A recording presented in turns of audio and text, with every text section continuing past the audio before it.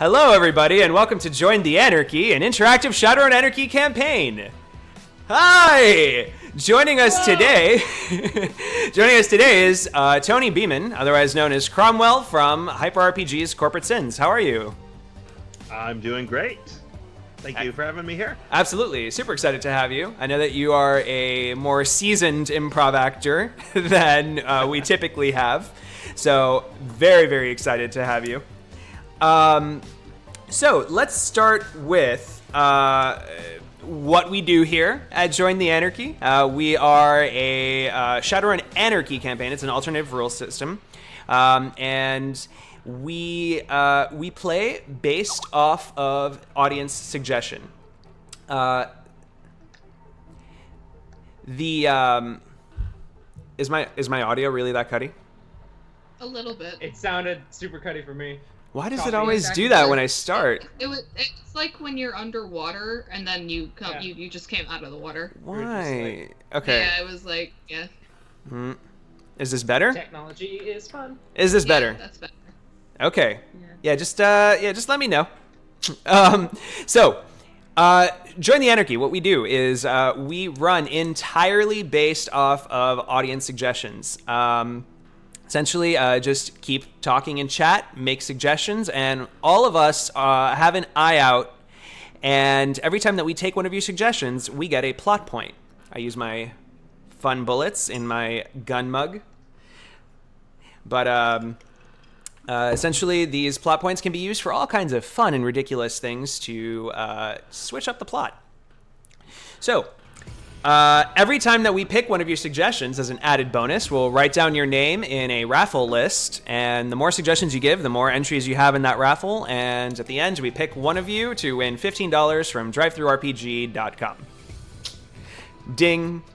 So, yeah, get those suggestions coming.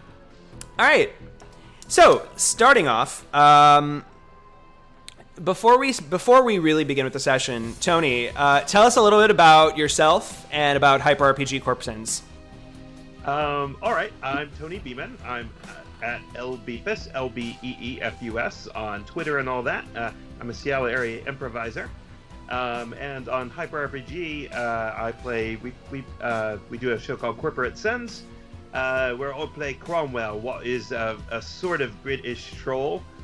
Who sees himself as a butler. He's an unarmed adept.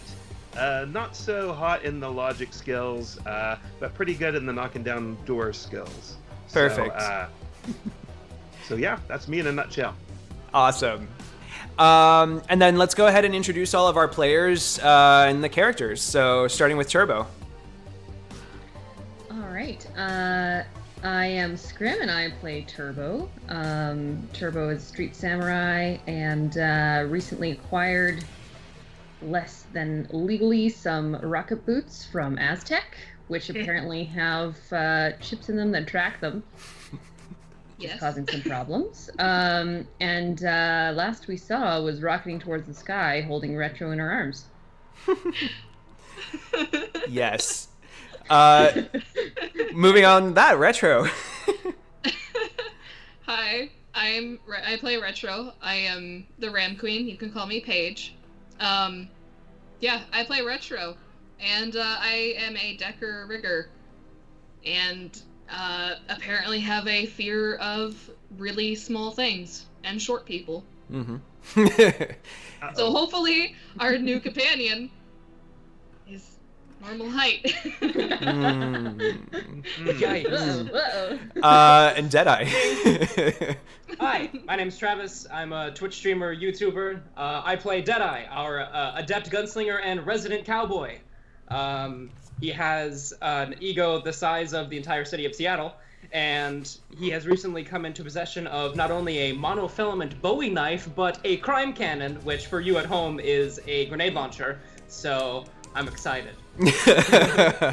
Oh, goody. Let's just say this is going to be pink mohawk all the way. Yeah. Who's gonna die? Probably me. All right, so... Let's see. Rocket launcher and rocket boots, and I got a Game Boy and Pokemon Yellow. Yes. Fair trade. So, before we get to Tony and character creation, I want to set the scene a little bit. Turbo and Retro, you're able to escape Istanbul, Constantinople, without an issue, and you make your way back to Seattle. You are eventually called by your fixer, David Rump, and David Rump wants you and all of you, the regular team, to meet him at the Seattle Country Club golf course. And he gives you an address, etc. It's like in Bellevue. It's pretty ritzy. Actually, very ritzy. That's where all the upper class people live. And when you guys show up, basically, instead of once you're out front of the golf course, a limo like pulls up, and you're escorted in by a guy in a suit. Opens the door, has you guys climb in, and then zip out. And you see David Rump in his golf course best, sipping on a cup of brandy from his limo bar. That image in my head is beautiful. There's a lot of plaid. Yeah. You know, well, I'm a golf enthusiast. I'm very good at golf. Amazing at golf. Yeah. The best, I hear. Yeah. Oh yeah. Yeah. I just kicked Damien Knight's ass. Good job. So I kicked his butt.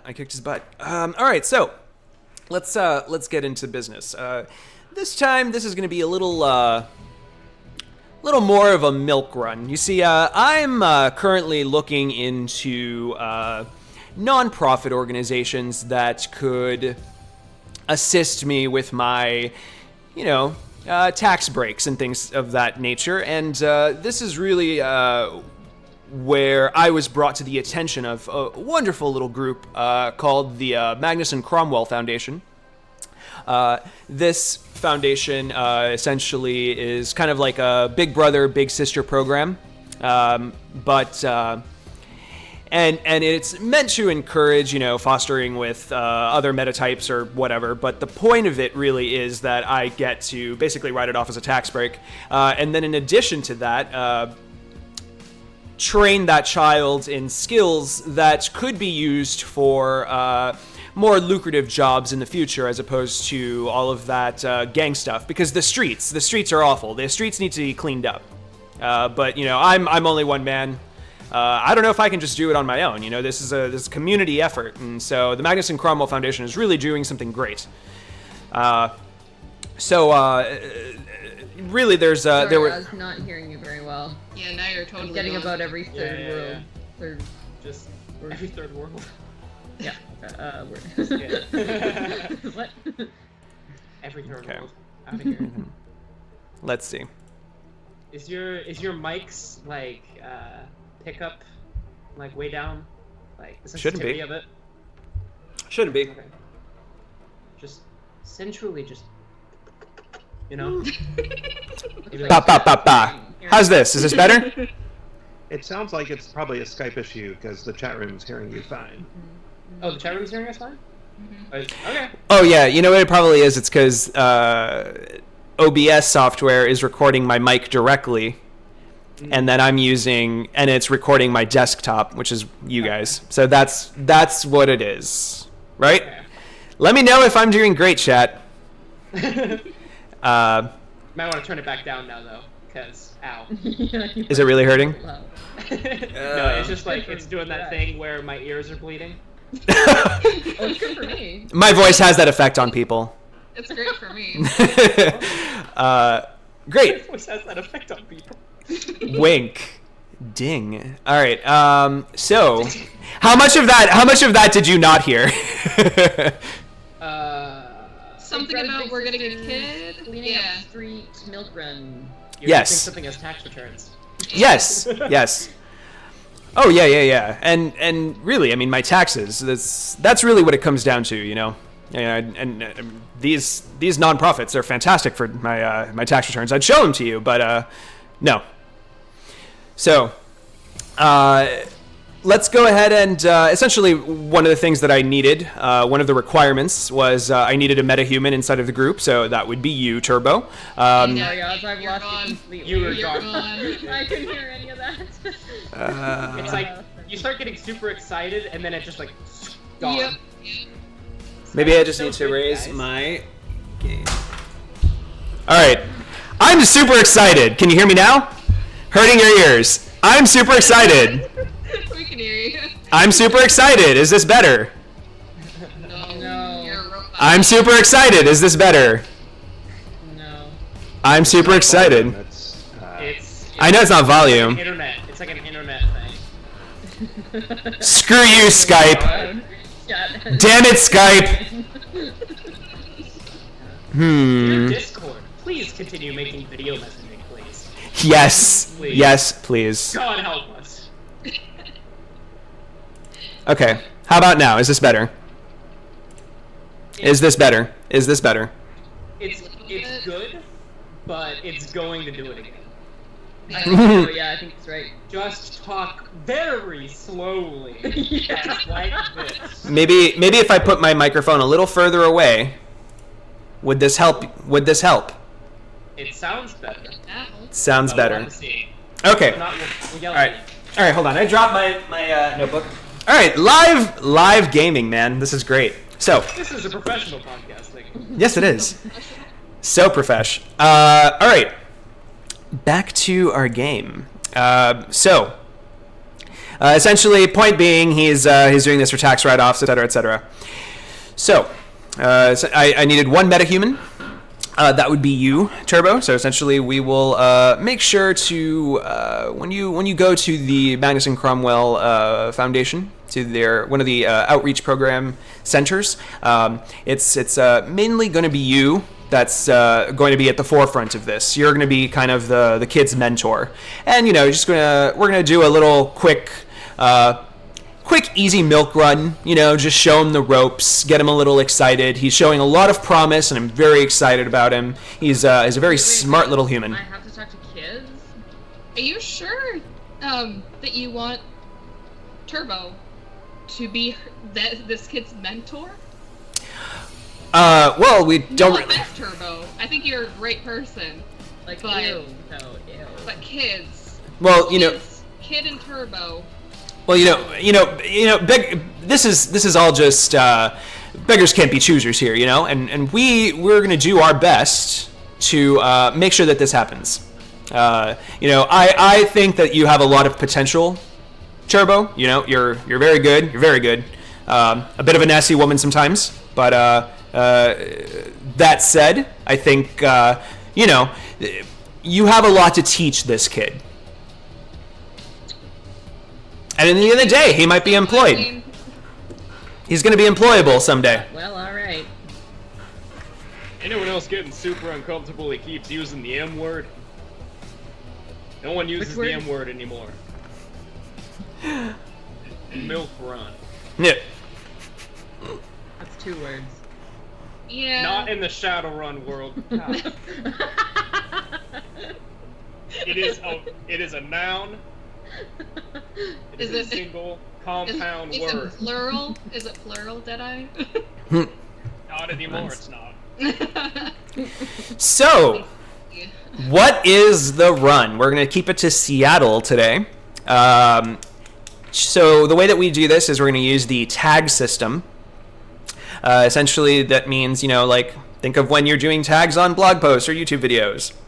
Just shout out a bunch of keywords, things that may or may not make sense, and we'll incorporate them into our run. It could be things like the type of run that it is, although we've said it's going to be a milk run.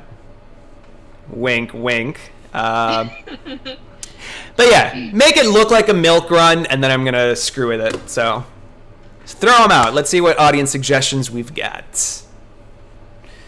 So, while that's going on, what do you say, guys? What do you say, team? You said that so sinisterly. What do you say, team? Like, if you could do... in here. Zero zone. Again. Guys, every time. For the milk run, Mitsuhama Zero Zone. Operation Film Noir crowded dinner party? Ooh, I like that. Yes! I got a milk run for you. You're going into the zero zone. Film noir. Oh my god. I love Film Noir. I love that. Crowded dinner party. Yes. Jeez. Okay. Sounds right up Dead-Eye's alley. I hated having to go to France and acting like I was some sort of proper gentleman. Chat's pretty ruthless. Keep them coming. I like these. I think. All right, let's start. Gallon of milk. Oh, I just saw that one. Go buy a gallon of milk. Hi, my name is Travis with Join the Anarchy. I'd like to remind you about the dildo rule. Yeah. Continue. Yes. All right. All right. So I'll start with. I'll take a plot point for film noir. Yay! So thank you, Starsicle. Do a film noir style run. I don't know why, but we are. It just got real foggy and rainy and black and white all of a sudden. We got really dramatic. We already had that in like France at the airport. So Oh yeah. And who's gonna narrate? We need a narrator. yeah, we do. We need a gravelly voice Hey, narrator. walk into my office. Well, it was about this time I started to realize this wasn't gonna be a milk run. Oh crap! Should I put on red lipstick? We're back. Oh, Yeah. Yeah. The hat change! Yes. Yes. It's gonna be so uncomfortable. Give yourself a plot point for that one, Tony. It turns out fedoras and headphones don't work very well. Radio DJ about to play some sick tunes. All right, so I'm gonna take from 13 bits, Halloweener's shish kebab party. So LA Noir Halloweener's shish kebab party. Okay. Okay. I'm down with that. Dude, true. I'm when we're taking a break, I'm coming back with pure red lips. I'm doing it. Same. There. Same? You could do it, Travis. You know, since we're already on the shish kebab party thing, I'm gonna go ahead and Crowded. I think I might do it. Crowded dinner party from Starsicle. Oh, this is gonna be fun. This is gonna be great. The saddest clown. I really hope that's a tag. Me too. And yeah, Hey kids! yeah, and yes, let's combine those. The saddest clown with a golden flamethrower. I'm gonna put the saddest clown with golden. I don't even know if this is gonna fit on our screen. Yeah, okay, it will. Jerking out again a little bit. Yeah. No, shut up. I'm not. I'm doing great. I'm doing great. I've got the best recording. Fork. Derp, derp, derp. And that's what we're gonna find out. Why is he so sad with his flamethrower? His flamethrower is his only friend. Yeah. Aw. I'm spinning a plot point. His flamethrower is his only friend. Done. It's gotta have a name. Roasted. Roasty? Name it, You did the hand thing too. That's what got me. roasted. Name it Greg. Greg the Greg. flamethrower. Greg the golden flamethrower. flamethrower. All right. So Roasty will be the clown, and then Greg will be the flamethrower. Roasty the clown! I want to die. That's the tagline. Dead inside. All right. All right. So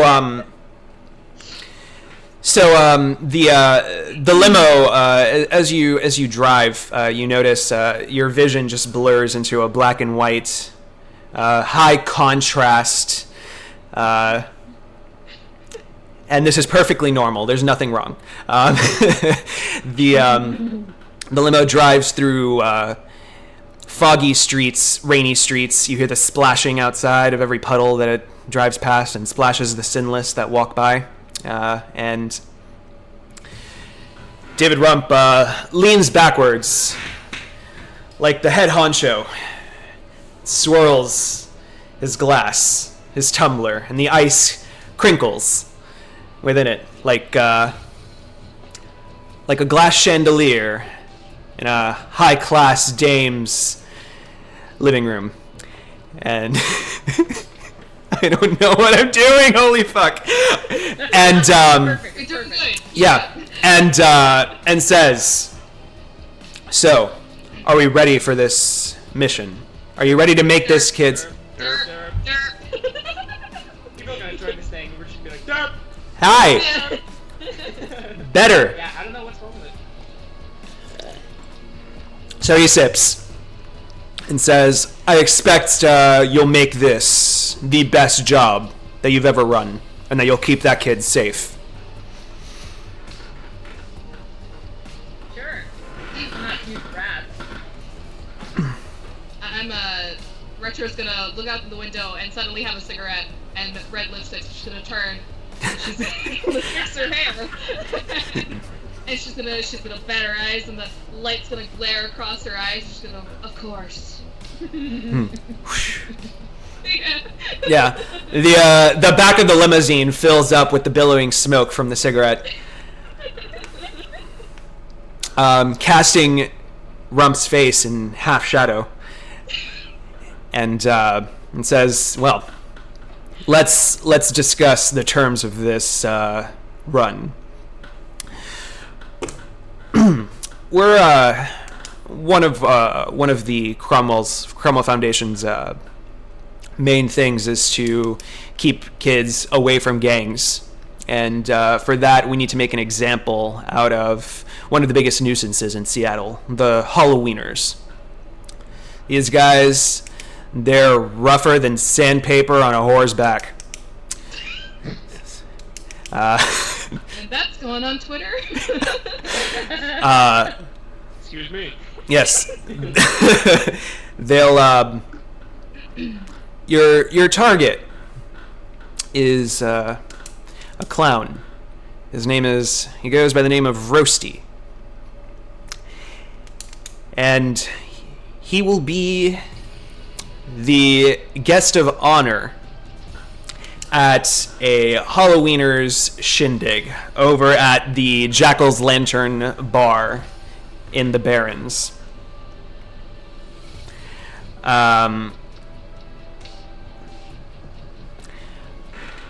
This shish kebab party, as they call it, is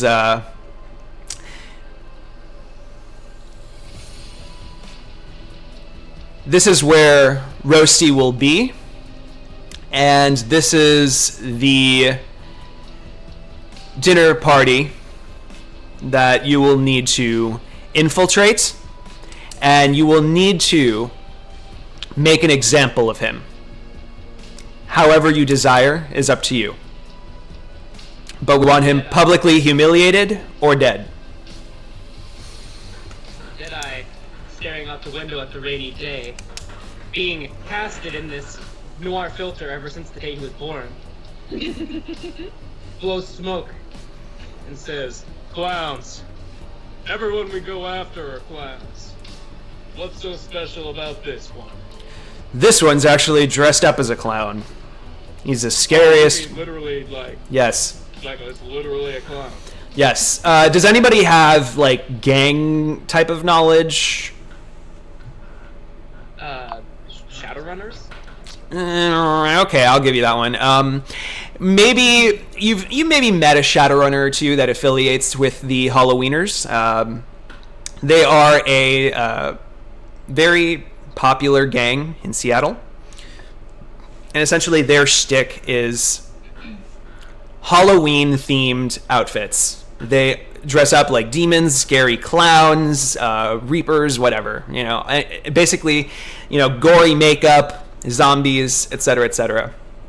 So the fact that this guy is called Roasty the Clown, He is probably going to be the stuff of nightmares. Especially if he's the guest of honor. Usually to be a guest of honor in the Halloweeners, you've had to do a lot of fucked up shit. They're very big on destruction, burning things, pranks, etc. And Turbo pulls her suddenly appearing fedora over her eyes and says, "What exactly is a shish kebab party?" Well, shish kebabs. Oh, that's right. I keep forgetting. You might not be aware of certain higher classes of food and nutrition. Shish kebabs are essentially meat, chunks of meat on a stick. In Spain, did you know that the Mexicans, Derp. Super derp. Hey, how about now? No? Oh, Jesus, tits. We were catching the fact that you're being very sarcastic. Literal. That's literally Yeah. what a shish kebab party is. Yeah. Excellent. Yes. Okay, now? Better? Perfect. Yeah. Yeah. Did you know that the people from Azatlan, they call those pinchos? They call them pinchos? Pinchos. Oh. Yes. It's it's apparently the Azatlaner word for yes. A party with shish kebabs? Yes. So, let me get this straight. There's a gang who is hosting a party. They're all dressed up as Halloween freaks, and they are making shish kebabs, and we have to go in and find this clown and protect him? Am No. I getting that correctly? Publicly humiliate or kill. Oh. Killing is Wait. similar to public humiliation in the Halloweeners, so. Well, would it be safer to kill him, or would it be better to humiliate him? Like, would you rather want him dead, or would you want him alive? I'm gonna roll a die.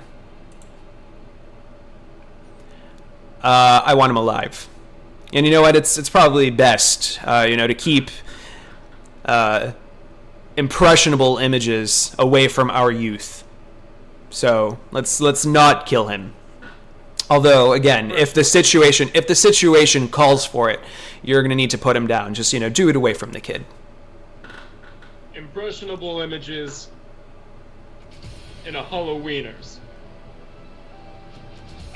Listen, whatever. We usually have some sort of fourth man on this. You got someone in mind? Well, actually, that's what the Magnuson Cromwell Foundation does. It trains these children to be up-and-coming Shadowrunners. So essentially, this is a Big Brother, Big Sister program for you. I want you to show them the ropes. We're basically, think of us as knights, and this kid is our page. We have to teach him what we do and everything like that. Impressionable images from Shadowrunners. It may sound bad, but That's only because it is bad. Our fourth man is a child. hey, he can fit into vents probably. Oh, good call. How old is this child? Well, I think the Cromwell Foundation Center will go ahead and answer all of those questions for you. All right. I'm gonna guess he's probably about 12 years old. We're going to go ahead and say that? A younger child on a Shadowrun would be incredibly unethical, but a 12-year-old. 12. All right, so he'll give you. So Rump pulls up like a data packet, just like simple picture, alias, name, Oliver Fist.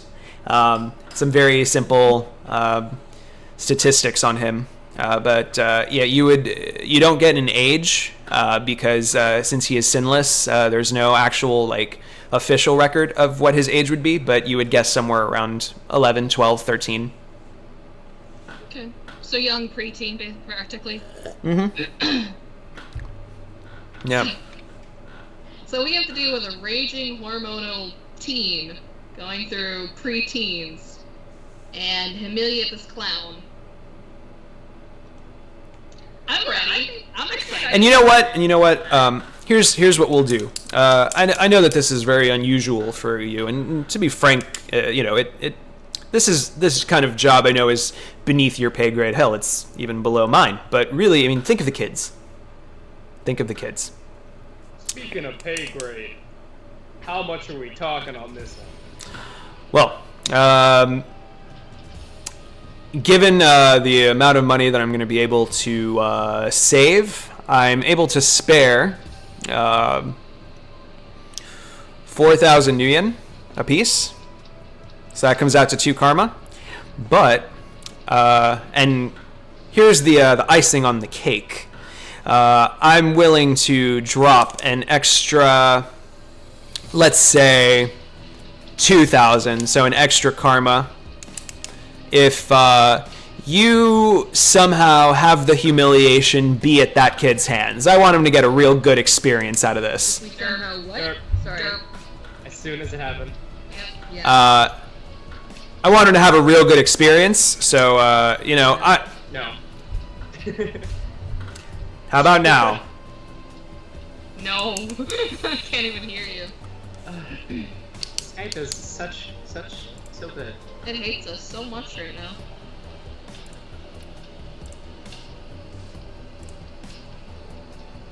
One second.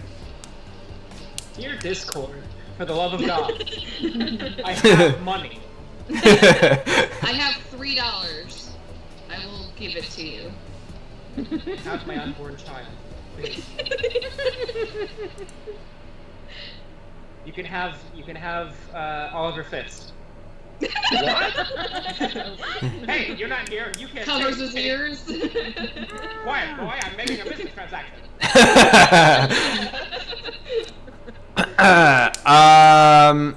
I honestly really don't know what to do, so... I mean, it's good now. Yeah. I think when it happens, if you go quiet for a while, it rebuffers, and we're good for a bit. Yep. Okay. what I'm talking about. So I'll try to talk less. I'll leave this more up to you guys.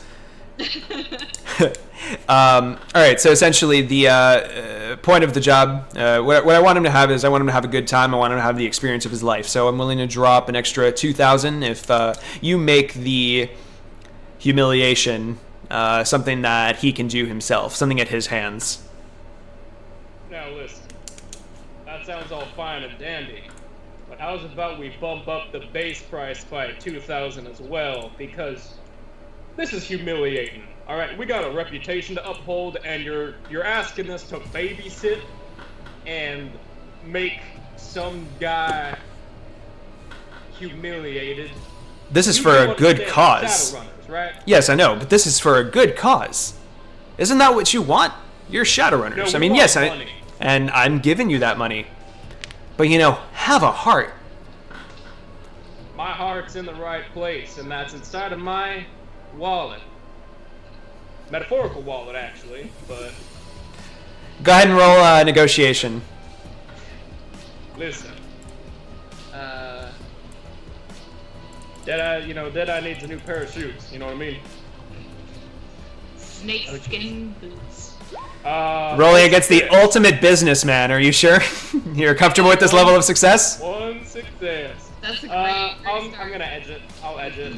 I want money. 4 successes. Okay.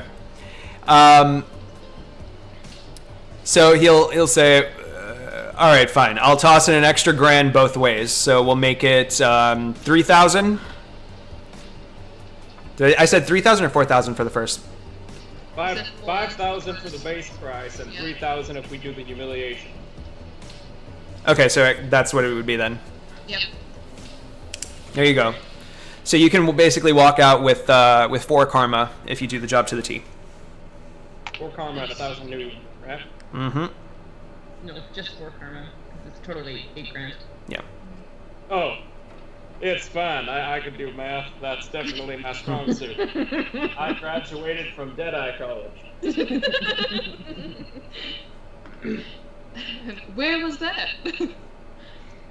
At Deadeye University. Shut up. Hollywood Upstairs University. And one more thing. And he's going to light a cigar. There's gonna be more smoke, even more, just clouding the back of the limo. And he's going to pull out a small red box. And he says, "Listen, the Cromwell Foundation, they outfit their kids with these little drone things. I wanted to give this kid a slightly more special drone than the crap they give him. So," and opens this like oak red box. It's like intricately carved, and opens it, and inside of like velvet red lining is this very realistic looking hummingbird, and it's a fly spy drone. Actually, it's actually going to be two of them. They're side by side, and they're like in a kissing position, like beak to beak. Yeah. We lost him, so we got most of it though. Yeah. Hummingbird spy drones. There's two of them, and they're side by side. They're beak to beak. I'm Their just beaks are assuming touching. like he's Yeah. describing the Harry Potter like Smith box. So this is a single spy drone, but it's two hummingbirds. No, it's two spy drones. Okay. Okay. So that's a plot point for me. Very nice. Very nice. I did good, so I get gold stuff. Yeah.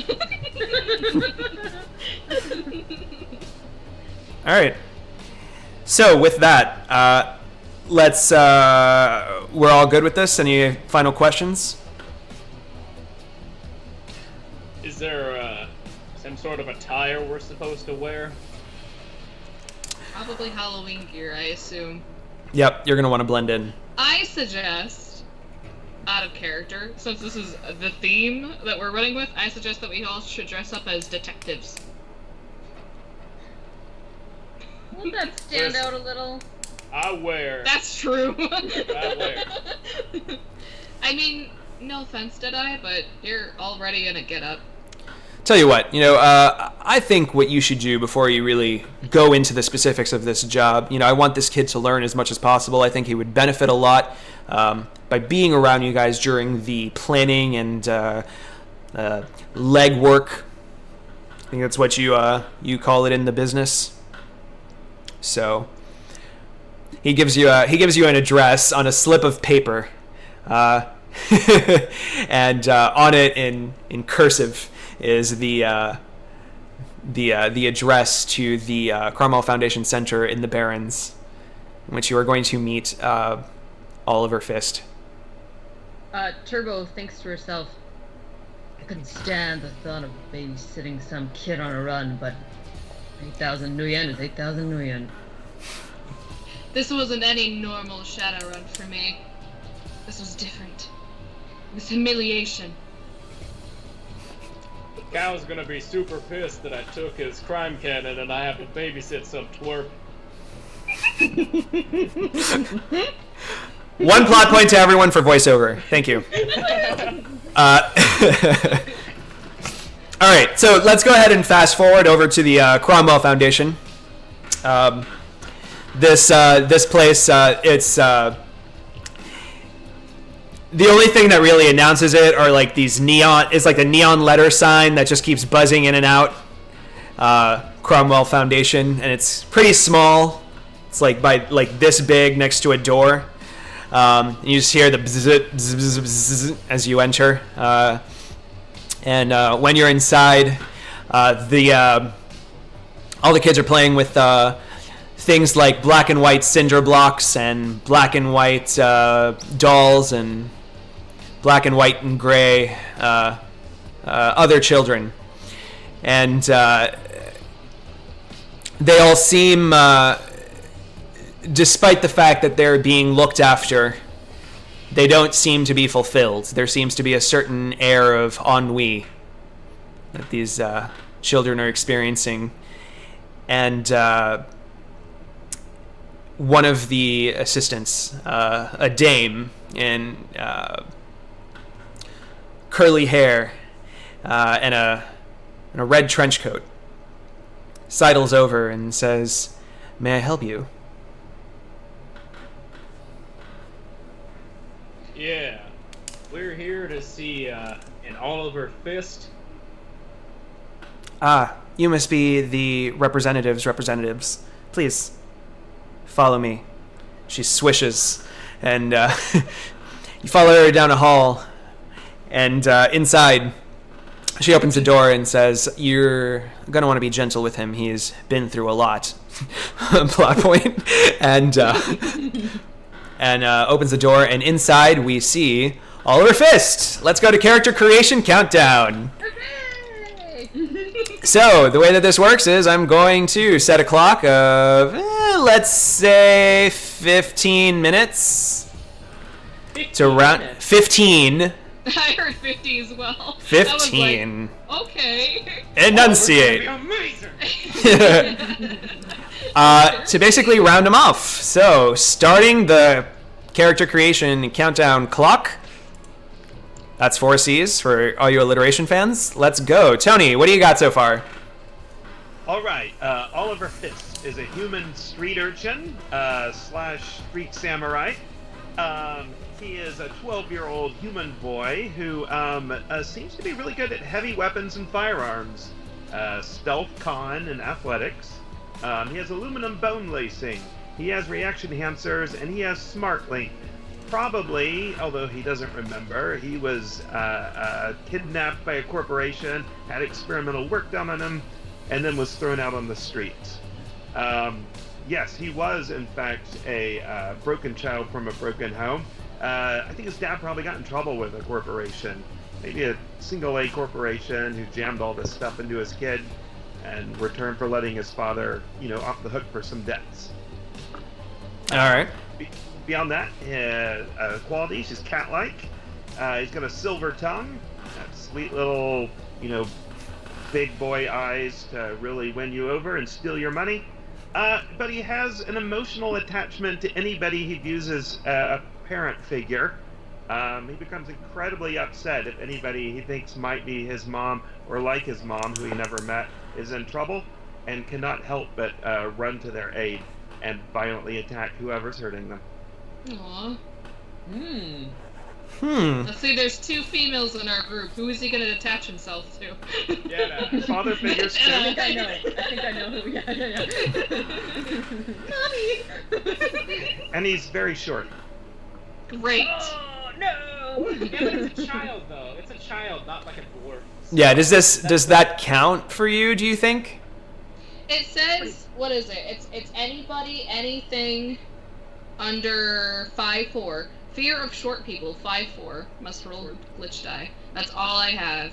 So it's either up to it actually, because how I got it was the audience. So audience, is it like dwarves or is it actually anything? You know what they're gonna pick. They're gonna pick anything. Let's just save ourselves the time. That's why like when we talked to Donald Rump for the first time. With his little hands, yeah. Yeah, because we were talking to him and he had little hands. So I was like, because he has little hands, do I have to roll a glitch die? So.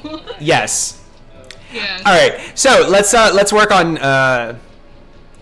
little Oliver Fist. Maybe he's taller because he's like 12. So I know that you still need a knowledge skill. Yeah. So audience, we need a knowledge skill. After that, you have you need a weapon. Add to your, well, you know what, we'll get to the fly spies later, but essentially they're going to be armor 3, durability 3, so A3D3. You need 3 gear and 1 contact, and then cues and dispositions.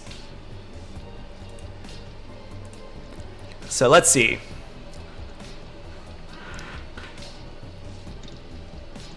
All right, I heard the fly spy. I lost a little bit at the end, but I think will be okay. They would be contacts, cues, and dispositions. Yes. All right. So, knowledge candy stores, comics books knowledge, retro games, We would get along so well. anime, metacritters. I like interest metacritters. I feel like yeah, it's very kid thing. All right. Metacritters, thank you to Starsicle. Like, what does your kid in the 6th world bring home? It's not a turtle. It's probably something with astral powers. Okay. Then you need some knowledge lingerie. All right, next. Let's see. So we need some, we need a weapon and gear and a contact. So, He's trained in both heavy weapons and firearms. I really like the idea of a kid with a giant weapon, but it's up to you, chat room. Oh man. Yeah, I'm thinking like a... A yo-yo! That's great. I'm thinking like a double barrel shotgun that doubles as a Yeah. clutch. That's what I was thinking too. A giant shotgun. Like not a sawed off, like one of the big ones, so he like has it as a crutch A when he walks around. boomstick. A boomstick. Yeah, so he hobbles around on the little crutch like, please, and then, Yeah. Yep. No psychic powers. In fact, I forgot to mention, he's very dumb. He's super strong, very agile, but not so bright. Oh, that would be interesting. Great. Huge slingshot, bolas. You said heavy weapons and firearms you're good at? Yes. So you're going to stay away from the projectiles that are... Unless you want to change one of your skills to projectile weapons instead. I'm okay doing that if that's what the chat room wants. I'll probably hear that smart link as well, but also, figure that out. with the Anarchy rule set, you can just create a weapon. Yeah. So if you want to get yourself a heavy weapon slingshot, we could probably work it out. Heavy weapon yo-yo. Pretty sure that would still be considered a projectile weapon, so... But aren't heavy weapons projectile weapons? Like, come on. No. Ravnos wants a huge slingshot. Can we come up with some sort of like 6th world of more deadly ammo for a slingshot? Grenades. Grenades. Smoke bomb. Yeah, grenades, bomb. Some kind of explosive. Incendiary grenades for the Halloweener theme. A crime cannon which looks like a super soaker. I love my that. God. That's pretty good. Yeah. That is fun. Yeah. Monofilament yo-yo's nice. Crossbow. Yeah. A BB gun that shoots real bullets. So what do you? So what are you thinking? Oh, I think I want. Let's do the slingshot. Let's give it some kind of, not necessarily grenade level power, but it should do some damage. If we can figure out how to rule that up. Yeah. What do we launch as part of it? I'm gonna look through the weapons here. Let's see. You mentioned like the bolas. What if you just had the bolt, like you just take out the string and you just has like a bunch of big, heavy, circular, smashy objects? like two yo-yos tied together. Yo-yo nunchucks. Ooh, yo-yo nunchucks. Or yo-yo Yes. bolas is I think what they were going for. So it sounds like they do not want modern weapons. It sounds like they really want us to get down and dirty with this kid. So, The 6th floor version of the Fallout nuke launcher, the Fat Man. That would be great. let's if you go with nunchuck yo-yos with monofilament in the middle, you can use it as bolas, or you can use it as like like it's got some things. You just need to have like that glove that can hold monofilament. yes. So let's do the I like the nunchuck yo-yo / bolas. It's got a bunch. Who do we give this to? This is like several different suggestions in one. Sixth Six World was I think first. I believe. Was first with Yo-Yo. Cass was the first person to say yo-yo. Give it to him, and then also give it to Kids C4R for monofilament yo-yo. Okay. Yeah. So, 6. So nunchuck, monofilament, yo-yos. All right, so yes, definitely in this case, what I would do, Tony, is I would swap out firearms and heavy weapons for close combat and projectile weapons, so that way you can use it in both ways. Yes, that's what we're doing right now. So, yeah, this kid's scrappy. Speaking of children, Deadeye has the bladder the size of a child's bladder, so I need to run. Go ahead, go. Yeah. All right, so we've got a weapon. Now we need some gear and a contact, and then we got to get into cues and dispositions. I think we talked a lot of crap, so I'm going to go ahead and add a couple of extra minutes here to the clock. So gracious. Well, you know, we did. All right, say like 9. gear. Gum. What about, yeah, like plastic gum? Is that a thing? Plastic gum? Is there like a thing where you could have gum that you like, okay, this is gonna sound stupid because I got it from Spy Kids, but like gum that explodes, you know, Yeah. when you eat it and then you stick it on something and it explodes, or it's a And it- cracker I or was thinking. something? Is it the kind of gum that would expand and become like solvent glue? You know, like those like expanding like glue things. That makes sense? I know what you're talking about. Yeah, there's something like that in SR5. I don't remember what it's called, but gum. So I think the orphanage he was at was right by a candy factory, and they had experimental candy. Yeah. And we got this, I think, explosive gum. Like, you have to hook a wire up to it. Boom. You know, not a huge explosion. Was it the Weasley Apparently. Candy Factory? Yeah, right? I got that. So, it's, yeah, as Coyote said, I think it's gum that's actually plastic explosive. All right. Thank you, Kai. One for Kai. Hi, Kai. Yeah. Oh. Our old Bitstorm. Yeah. The site that you use to scramble up names, just real quick, so I have that prepared. Mini web tool. Thank you. All right. We need more gear. I guess we could add the monofilament glove to it. I forgot what it's called in SR5, but something like that. Oh, is that the one with, like, the razor? It's the one that you use to slide down monofilament wire, or Oh, yeah. you know what I'm talking about, right? Grapple glove. Is that what it is? The grapple glove? Yeah.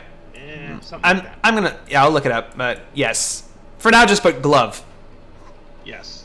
Love it is. I'll spend a plot point since I dumped that on you. Oh yeah, and reminder, we can use plot points on each other, so now's a great time to shove things onto Tony if you want. Oh boy. Yeah, okay. It's gonna be really weird showing up, but I can do the grapple thing. All right. All right. I see a bag of dog treats. Yeah, you know what? I saw dog treats and that got me thinking. A lot of poor kids have those shaggy dogs. I think that you should have a dog. Oh my gosh. I agree with this. Yeah. Yes. Let's say yes. Is that dog your contact? I think so. Or maybe like the dog trainer is, or something like that, but yeah. But you have a dog. Yes. Dog companion for sure. He's a What kind mutt. of dog? He's like a mutt. He's everything. Like, literally looks like someone glued two like dogs that shouldn't belong together. So how come he hasn't been eaten yet? The kid or the dog? The dog. I think the dog Yes. is so ugly. The dog is so ugly. Like, no one would stomach the idea of being able to eat him, even in the Barrens. So mangy. And the dog can take care of himself. Yeah. I just imagine like, oh man, I'm so hungry, and like going after the dog, and the dog just turns around and looks at them, and has like one eye looking this way and one eye looking that way, and you're just like, no. I think I'll pick Warbucks as the name of the dog.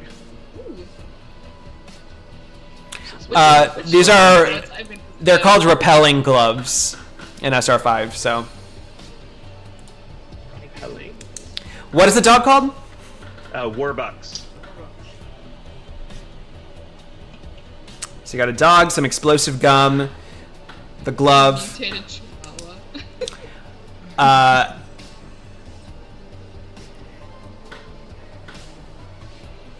Okay. And then your contact we said was going to be the dog?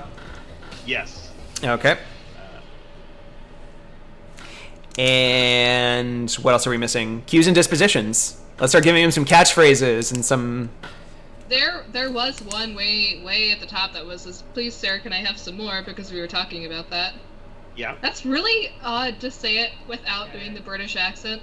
Please, Please, sir, may I have some please, more? sir, can I have some more? May I have some more? May I have some more, sir? More? More? Bike, he needs a bike. Oh my god. Do we have room for gear left? I can't Nope. remember. Nope, not unless you give something up. He doesn't need no stinky bike. Oh, I like that twist from the moon. Please, sir, you want some more? When he's standing over a beach. That's actually pretty awesome. That's amazing. That is, that's great.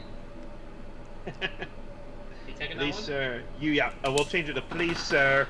Any variation of please, sir. You want some more? I want some more. How about some more? I think this is his thing. Please, sir, more. It's a hard knock life. Oh yeah! It says it's for this dog, but I like it's a hard knock life. Oh boy. Sick 'em, Warbuck. That's a good one. Yeah. Sick 'em.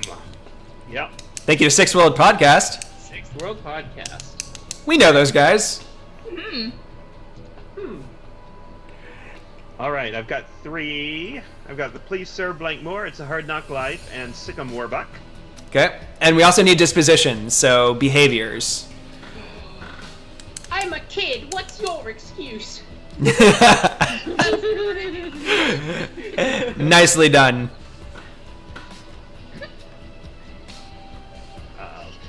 You like my dog? Careful though. He likes to eat hands. I don't know why that got me. That's great. So what's an example of disposition? So, like, the job always comes first, or candy before people, or just Someone's behave. dying and you're just like, ooh, lollipop. Yep. Oh, I like that. So the Gavroche, basically the Gavroche little dog syndrome. Like, people bigger than him, which is pretty much everybody, he's always going to challenge them. Okay. Thank you, Kai. Great one.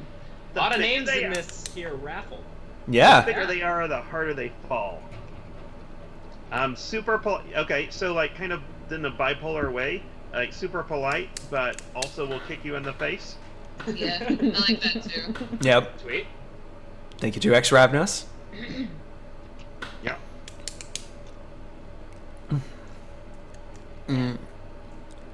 How do you feel about corporations? Let's ask the chat. Or other gangs, maybe. Right. I've been through the best of times and the worst of times. Hey, we have to remember we're in a film noir. Let's get some film noir quotes going. Film Yeah. noir Dickens. Frankly, dear, I don't give a damn. I like such a hassle. Because you could just such a hassle. Like Awkward preteen hormones setting in. All right. that's what I said. Yes. One for extra half notes. So he will randomly be beset with hormonal reactions. I just imagine like we're saying something and he just goes, "Gah!" Like Someone earlier No one had understands. suggested disadvantage on intimidate rolls whenever his voice cracks. I really like that one. Yeah. It's too far in the top for me to Cameron's quote, killing but it today. good job. Yes. Chat's always beautiful. Yeah. Totally writing that down. So cracking voice, yes. Hey, chat, who did that, by the way? Yeah, can someone take credit for that? First person to take credit. Finders keepers. No, I'm joking.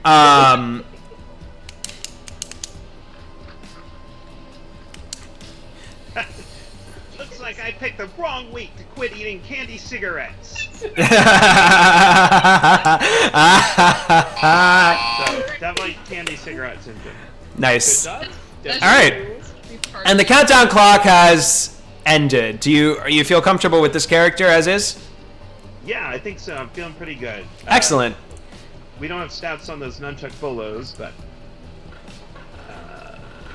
I'll let you tell me. The stats on the nunchuck yo-yos. Let's see. So if you are...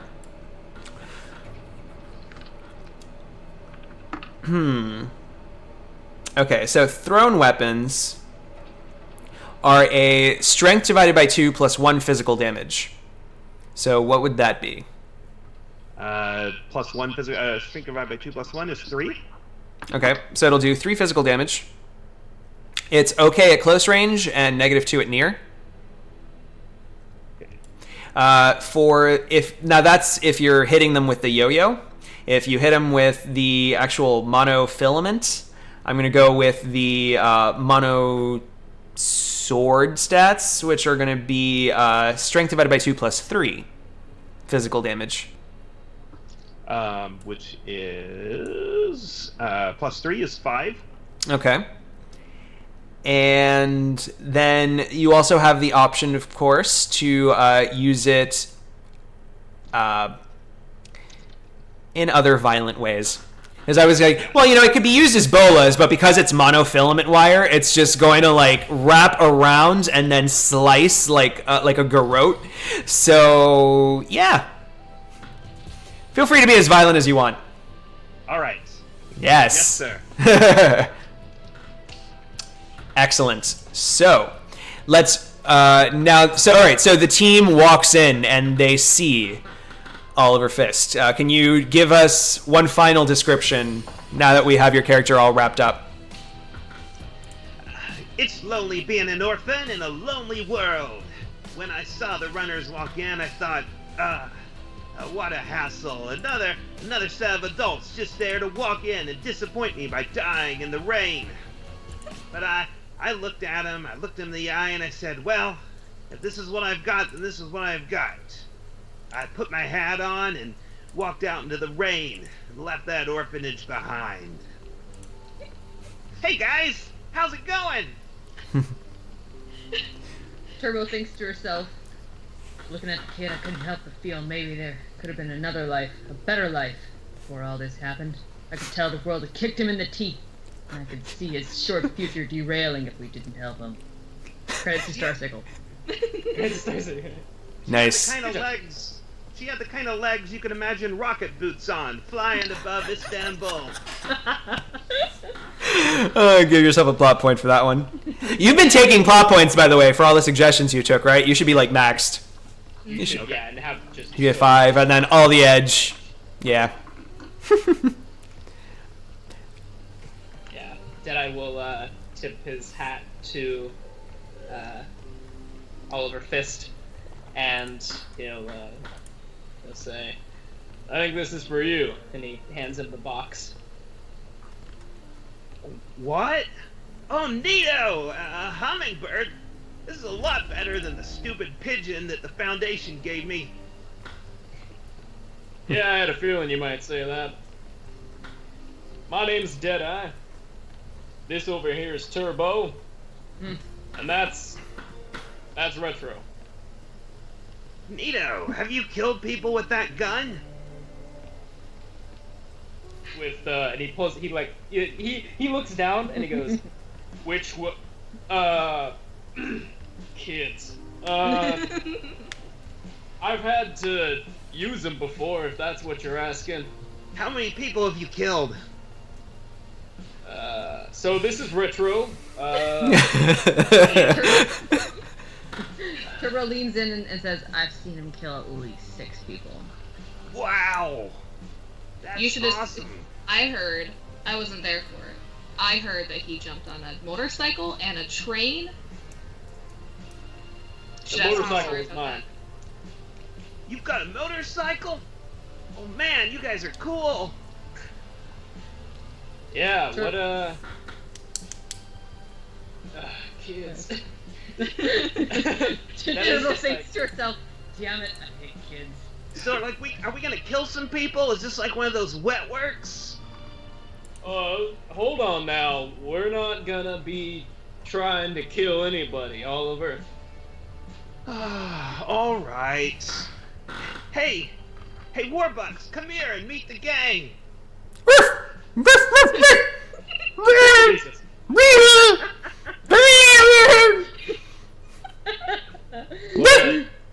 Lovely. Oh. Retro thinks to herself, I looked at the kid and then at the dog. Inseparable. They were like best friends, two peas in a pod. How could we separate them? As much as I wanted to separate the dog from the kid, because, let's be honest, the dog was hideous. He's real nice, but don't try to pet him, because sometimes he likes to bite people. Wouldn't have guessed. I'm gonna send a plot point to how the dog, like, put its paws up on Deadeye's shoulders and lick him in the face. Aww.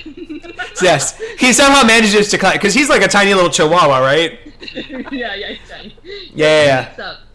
He leaps up. He's got a pretty far pounce actually. So he just like jumps onto your chest. It's like slurp, slurp, slurp. It's like, jeez, jeez, And then time stops, and he walks to the screen and says, damn it, I love me a dog. and then walks back and Come on, get down, stop, hey, heel, Oliver, get this thing off me. all the while he's trying not to smile.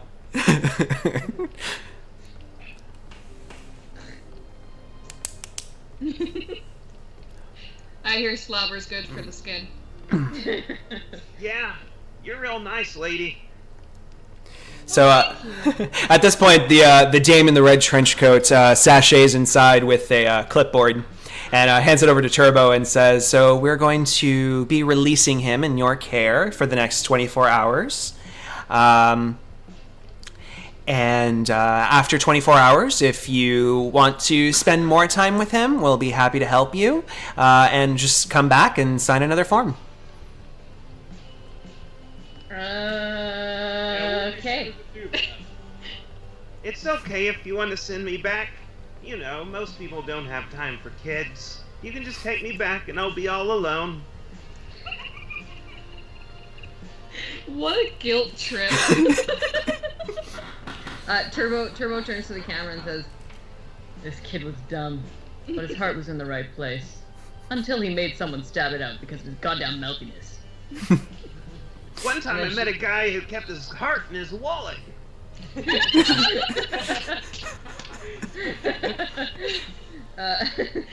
Turbo nods and signs the thing. Perfect. All right. Oliver. So we're not doing any murdering today because then he kind of looks around to see who's listening and he's like, that's a real bad thing. You're able to walk out of the Cromwell Foundation into the sooty, wet, rainy streets of Seattle. Just that very, very slight burn of the acid in the rain on your cheeks. Oliver, have you ever done anything with Halloween?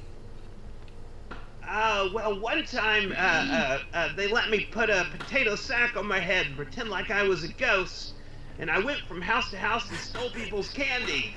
That's lovely. See, we're gonna do something similar, except we're gonna go to a party. Of all party? Yeah. Apparently they have this thing called shish kebabs there. What? Like real food? Real food. What? Real food. I've never eaten real food. Good. Retro thinks I didn't want to say it, but then I had to. You haven't had real food? Just What soy have you been products. eating? Oh, okay. Like I said, Seattle. Ugh. But first, we need to get everybody here a costume. Yeah. So, what do you want to be? I can be anything I want. Yeah. I want to be a shark, like a shark spirit. Like it. You know, Deadeye could help you out with that. I'm pretty sure he's seen stuff like that in the past.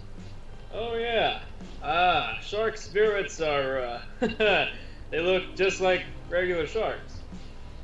Well, we gotta get him a shark costume then. Alright. And I guess, we gotta dress up, huh? Again. Turbo takes out her devil horn headband that she stole a very, very long time ago. Mm-hmm. Okay. What, do you have a better suggestion? Well, I mean, if you want to be a devil, I could help you out with that. She doesn't need no help being a devil, I'll tell you. Deadeye. That is so mean. That is so flattering, Deadeye. Yeah, exactly, see? So, plot point to everyone for all of the awesome role playing.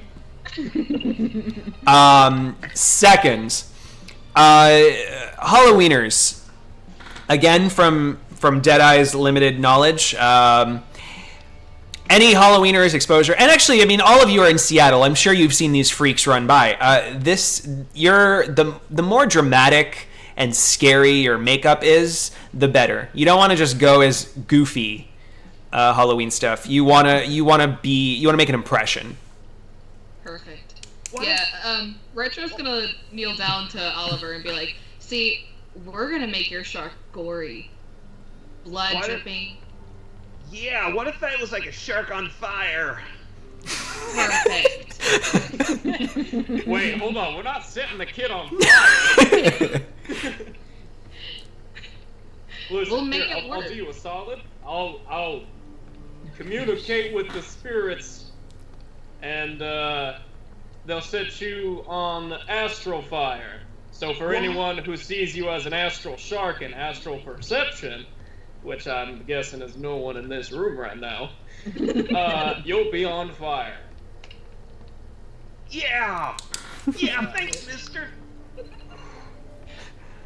All right, so you're gonna call your paycheck. you calling your contact? Me? Yeah, you had a mage contact? I believe we had a contact up in the air, so yeah, we'll just make No, you had it. contact. No, because you had your artificer, engineer. Which, if he's an artificer, he should have some magic-y type of skills. Yeah. Because the other one's a physad. El Tiburon, man. Remember him? Oh yeah. Yeah, he taught you all your. Yeah. Randy Savage. Yeah. Yeah. Tiburon. I didn't have him on my sheet. Okay. So actually, although El Tiburon might also be a good contact for shark-related things. So I got a couple guys. One can teach you how to be a shark, and the other one's gonna make you a shark. In astral. We'll get you a meat space costume as well. Don't worry about it. We'd actually know a tailor. There you go. You do, yes. Ew. That guy. Whatever his name was. Jackie the tailor. Yeah. Yes. So is this what Shadowrunners do? You like dress up in funny costumes? On occasion. When we get paid for it. And sometimes we stab people. Turbo pulls out her katana. I feel funny inside when I look at her.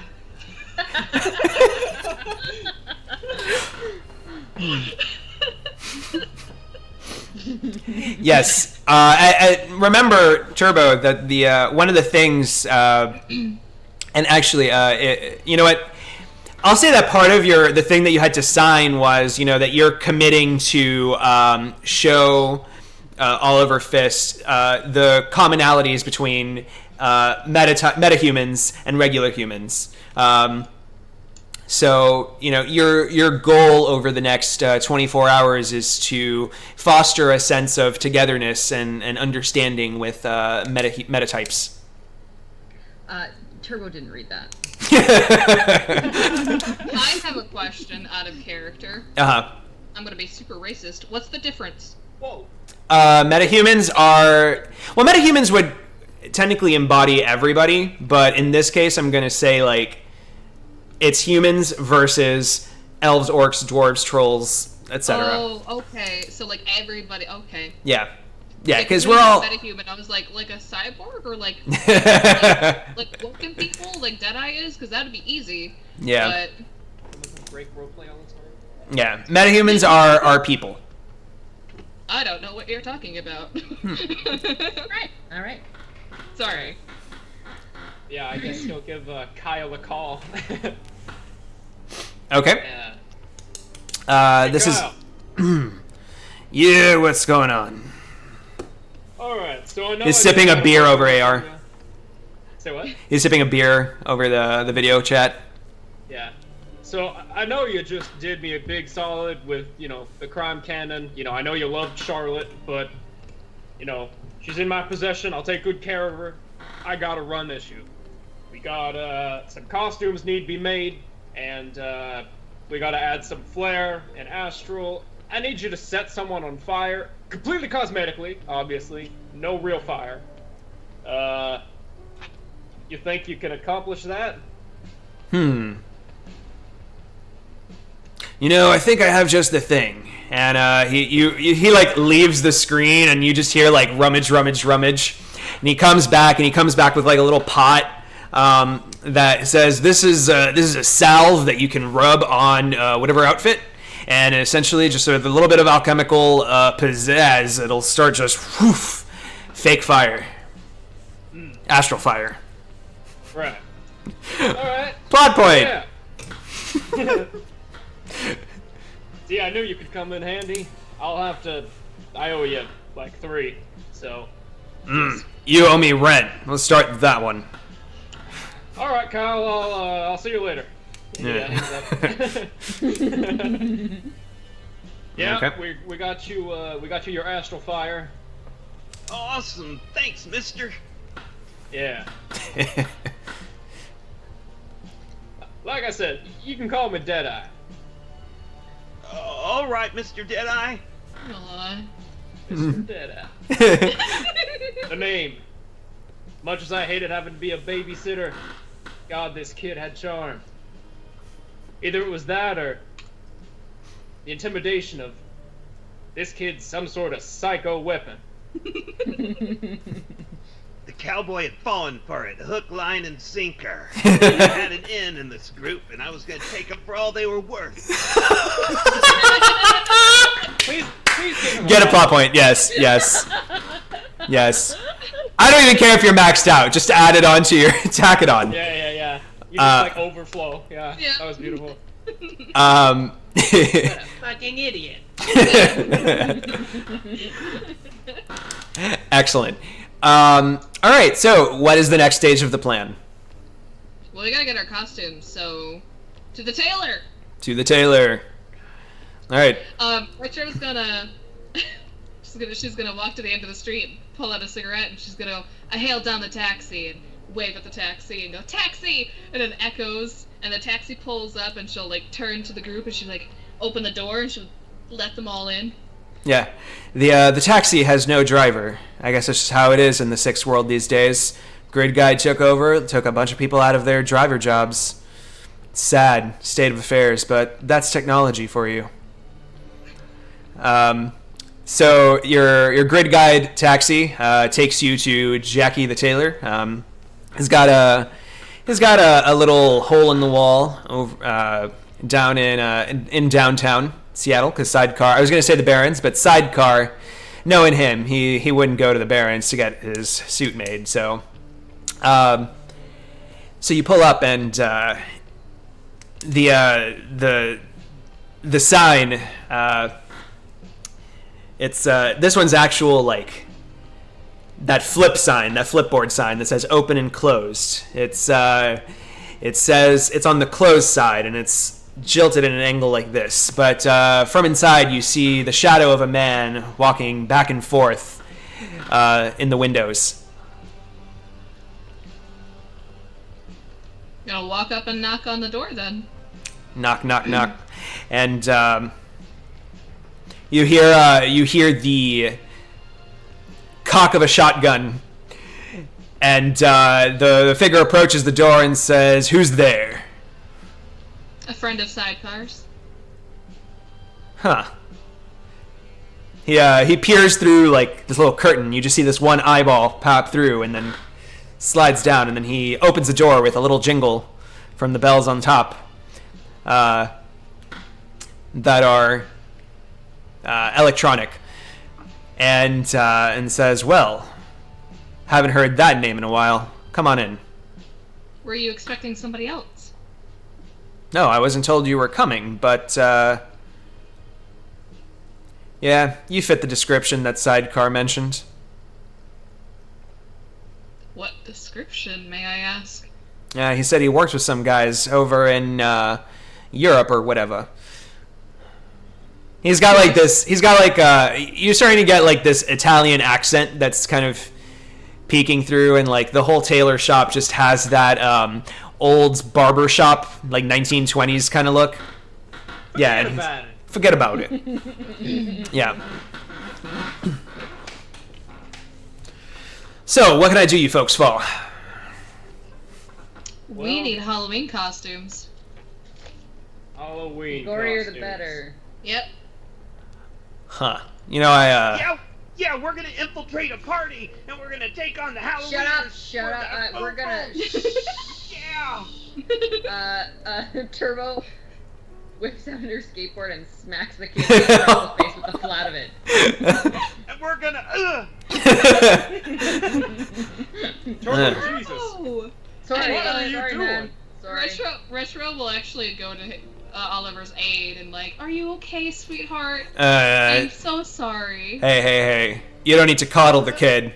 I grew up getting hit all the time by my parents. I turned out just fine. Kids need a good beating every once in a while. Excuse me for saying a mother, this is a Shadowrunner. That's not a rattle on her back. Listen, none of this is my concern. None of this is my concern. Look, you want Halloween outfits? What are you thinking? I typically just deal in suits. I can give you some scary suited guys, but I was about a shark costume. a shark Yay outfit. big, and he basically just goes right to Oliver's like height. He's going to say, "Well, funny you should ask about a shark costume." Spending a plot point. My little nephew Vinny, I made a shark costume for him just last week. He just left it here and pulls it out. I want to spend a plot point. It's actually like a goldfish costume that Oliver just thinks is a shark costume because he doesn't know any better. That's amazing. That's so good. That's so good. All right. What's funny is that neither does the tailor apparently. It's a shark costume, huh? Yeah. I think like Retro, Turbo, and Deadeye all look at each other and we're like, yeah. Shark. That right there, that is an astral shark. Yeah, he's very prideful of the shark outfit. You're so scary. Yeah. Yeah, just cover him in some blood and some whatever, and that'll do. Well, we're gonna have some astral fire, whatever. We also need costumes, by the way. All right, what do you want? Do you have any demon costumes? I have some red suits. Turbo, work do that. it. I can Do work with that. it. You always look good in red. Thanks. Yeah, so he'll whip up like this tailored red businessy kind of outfit, so you look like a corporate devil. Nice. Nice. I'm gonna spend a plot point to like attach it to the power in my limbs, and then like create like LED lights, like so it's sort of Tron-esque, but it sort of looks like I'm kind of like burning like lava. Nice. I was gonna see if she's gonna. That is so fetch. I love it. Nice. Turbo nod. And then puts her devil horns back on. Yep. Gotta have those. I feel funny again. Did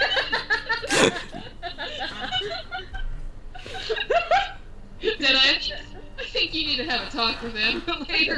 Hey, don't you be throwing that shit on me. I ain't doing nothing.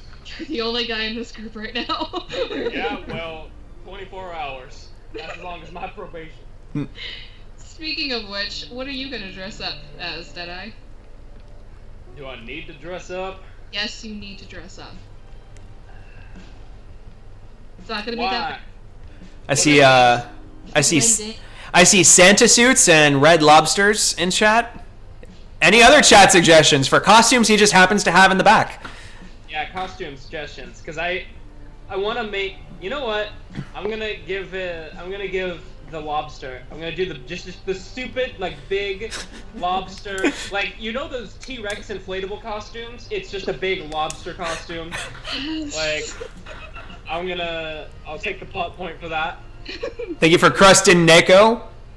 Crustin Nico, yeah. I need to dress up as a hooker. Oh, Kai, I wish we would have gotten that one first. Did I like seize the costume? He's like, no, I'm. Listen, you got anything? You got like an astronaut, something else besides a giant lobster?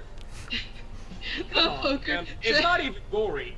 Listen, you can't have that.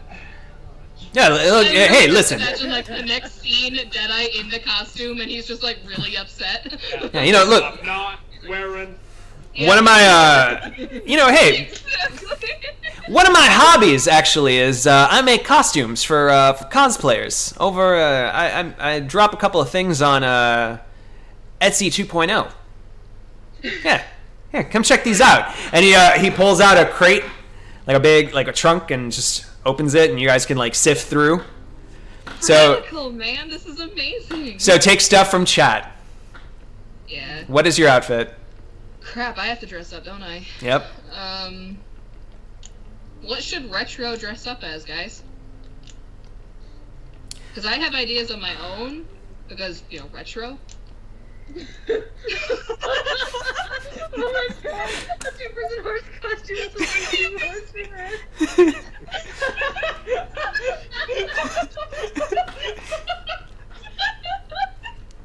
Alright, who's gonna be the head and who's gonna be the rear? We're both the rear. Yeah. Retro Kermit. Oh my god! Kermit. You two should put on the horse asses, and you can be the headless horsewomen. Come on.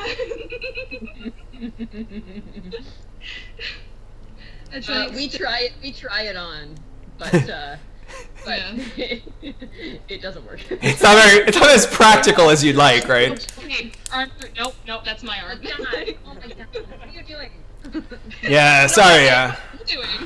Sorry. Yeah, these used to have a head, but guys wearing it met an unfortunate accident. So. Oh. I think I can work with Retro Kermit, and I think I'm gonna go with that one. I can imagine it because I wanted Retro to kind of dress up a little slutty. So Slutty Kermit. Slutty Retro Kermit. Slutty and gory. Remember to be gory. So like, Worker. the image of So I can just imagine like looking around and like finding this one costume where Retro's like, oh dear God, and she'll put it on. And it's the collar, and then it's like a dress that basically cuts off like a tube top, and it goes down into like a tutu, and it flails out just like the collar does. And it's just all green leggings and green gloves, and she just walks out and she goes, I literally look like a prostitute right now. Jackie, you see his tears well up, tears well up in his eyes, and says, "That outfit used to be my grandmother's." It's gorgeous. You wear it. You wear it well. You wear it well. Turbo is like laughing really hard, but sadly hiding it. It's my grandmother's. You do a much better Italian than I do. She had the big bada boom some guy, you know, it's the worst. I have a feeling Oliver's gonna, while you guys are distracted, probably try to steal a bunch of stuff a kid would like from this shop. Ooh, excellent. Go ahead and give me a stealth test. This fucking goldfish running around, he's like, yeah, grabby hands. Oh, Tinkerbell. I would have loved to wear Tinkerbell. Tinkerbell's still open for Deadeye. Do it. Hey, what? Tinkerbell? Tinkerbell for Deadeye? Tinkerbell for Deadeye. Oh my god. You're able to The lobster one. Oh, so you're going for the inflatable lobster? Yeah. I think that's perfect for him, though. Okay. Yeah. All right, so you're able to. Well, I'm still gonna have them in the raffle, but the inflatable thing, because they had me say the inflatable thing, which gave me an idea. It's just a banana. It's the big bloody banana for no reason. He's like, "This is all I got left, man. I'm sorry, I got nothing in size."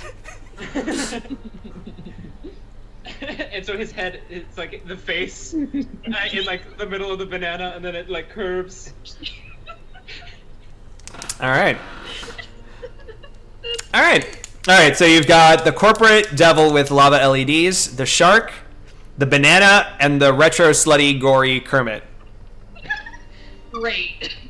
Okay. Great combination, guys. Excellent. So I'm getting intel that Oz is way louder than everyone else, and everyone else is really quiet. Is what I have been messaged. Just to. Don't tell me that. I thought I fixed this. You've been sounding great this entire time, though. Yeah, but again, we have a different. I think it's just comparatively to our voices and his. Apparently, like he's way louder than us, but. Which is funny because I have like the loudest voice ever. I'm very boisterous. Not when we kick into maximum overdrive. Yeah. Like how all of us decided to do like car noises. All right. Let's try that and hope that it's better. Okay. That's good so far. Oh boy. All right. So, with that, I'm gonna say we're gonna go on a 5-minute break, and then we're gonna infiltrate the Jackal's lantern. So, see you shortly.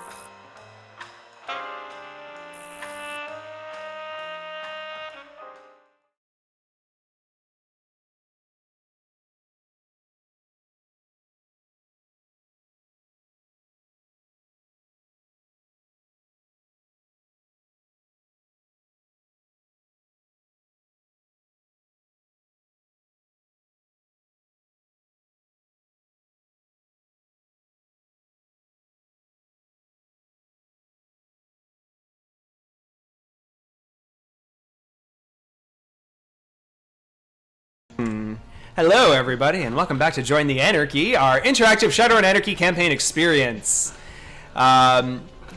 So, just to recap where we've been thus far, the team of runners, Turbo, Deadeye, and Retro. Oh, nice lipsticks. Very long. Yes. Thank you. They Thank you. came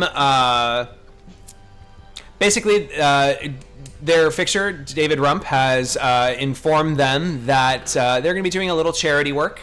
And they're going to take a kid from the Magnus and Cromwell Foundation and take him along for a fun milk run.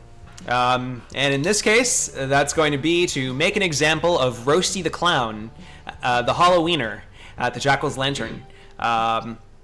That mainly meaning humiliating him and giving Oliver Fist the final laugh.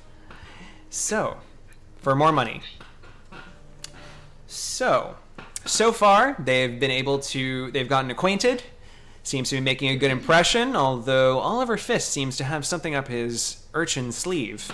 And they've assembled their costumes, and I'm going to say that stylistically, even though we're in a film noir setting, so that black and white, Turbo's red outfit and Deadeye's yellow banana outfit and Retro's green Kermit outfit and Oliver's blue shark outfit, these stand out like in Sin City.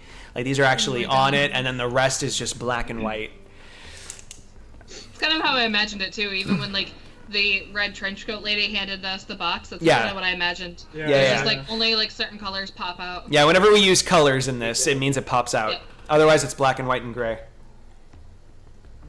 So, Oliver, I meant to say that you're able to steal a trinket from Jackie. You can decide what the trinket is. It's something that Warbucks can wear for a costume. So probably just whatever he managed to sneak into his pocket. A cat. Cat outfit. Cat ears. Someone said undead bloody Tinkerbell, so I'm gonna go with it's Tinkerbell wings that he's got on Warbucks now. Yeah, so like one wing is like flapped and broken off to the side like that. It's as dilapidated as your dog. So. Yes. Oh, good.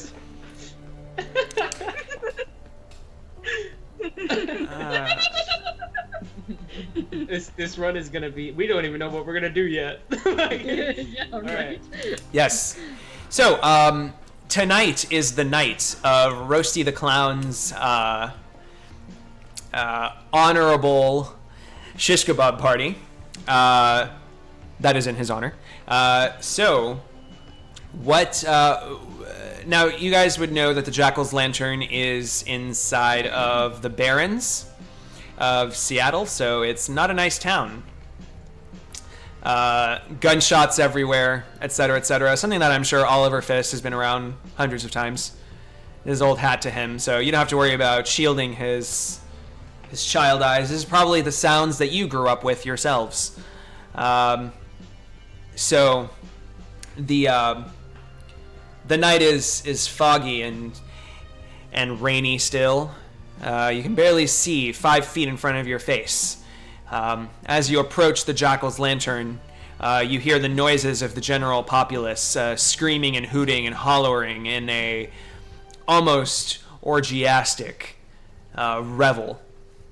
And they, as you walk through that fog, faces and demented faces of bloody stitches across the eyes and the face, missing eyes, hair that is like stringy and collapsing like this in front of them like a zombie, and slack-jawed, horrendous makeup, etc., just coming out of the mist, looking at you and judging you as you approach the Jackal's Lantern. The orange light of the Jack-o'-lantern sign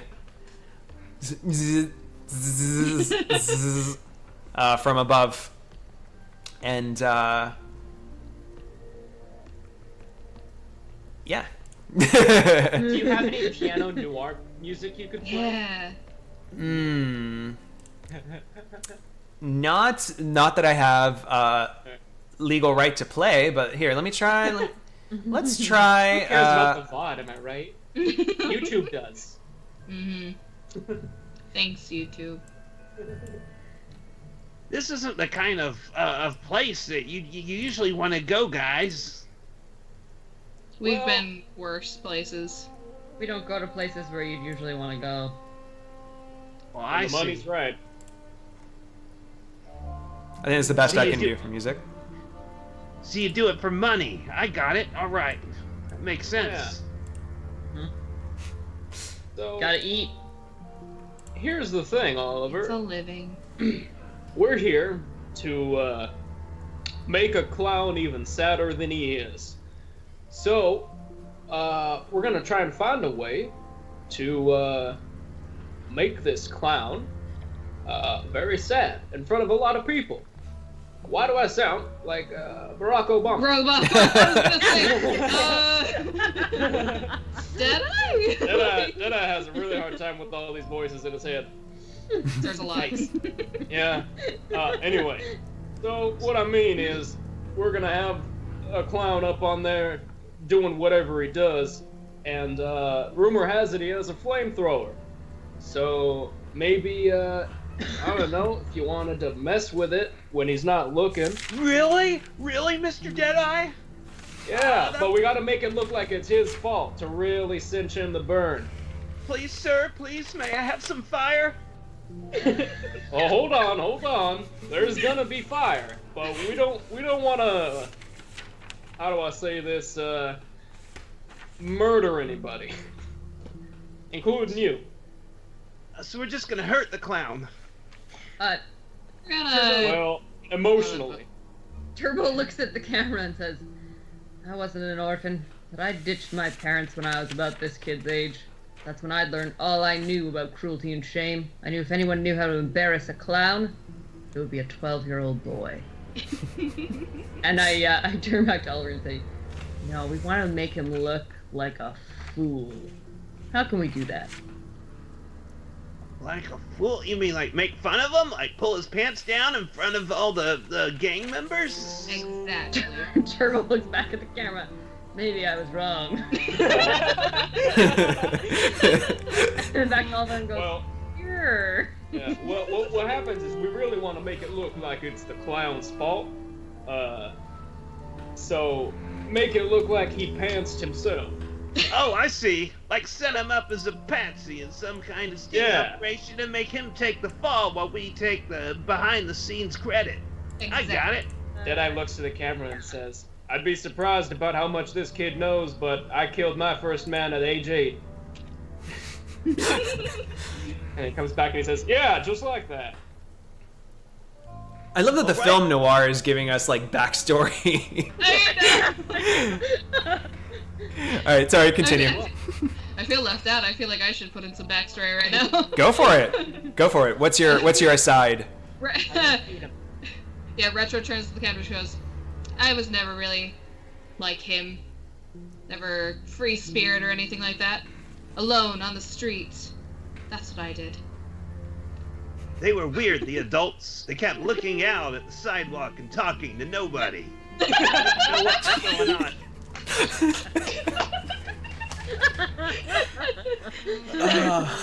Looks down and he's like, kid, who are you talking to?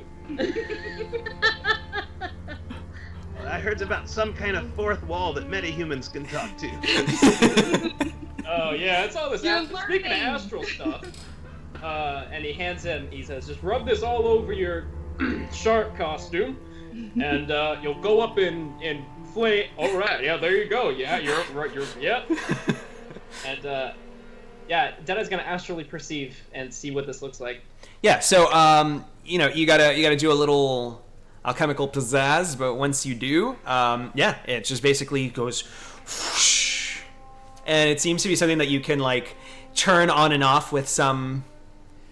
We're gonna call it just pizzazz. You know, there's an element. There's some kind of what's the word, like a reagent that you can toss on that spreads over the salve and like creates that look.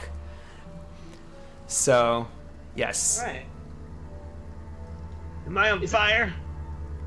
Yeah, you're definitely on fire. Astrally. I think a plot point, Warbucks probably goes like batshit crazy. Barking and freaking out. He looks off to the side, Deadeye. Dogs. They can see ghosts. And then just goes back.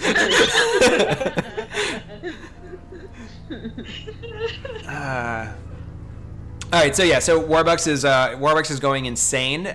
Can you give me a charisma Yes. plus charisma test? That's about right. Yeah. The Demunrals asks, is this physically flammable? I think this is entirely an astral, where it's because it's just cosmetically flaming. It's not real flames. You know, that's a fantastic question, and you know, when you really think about it, it should be.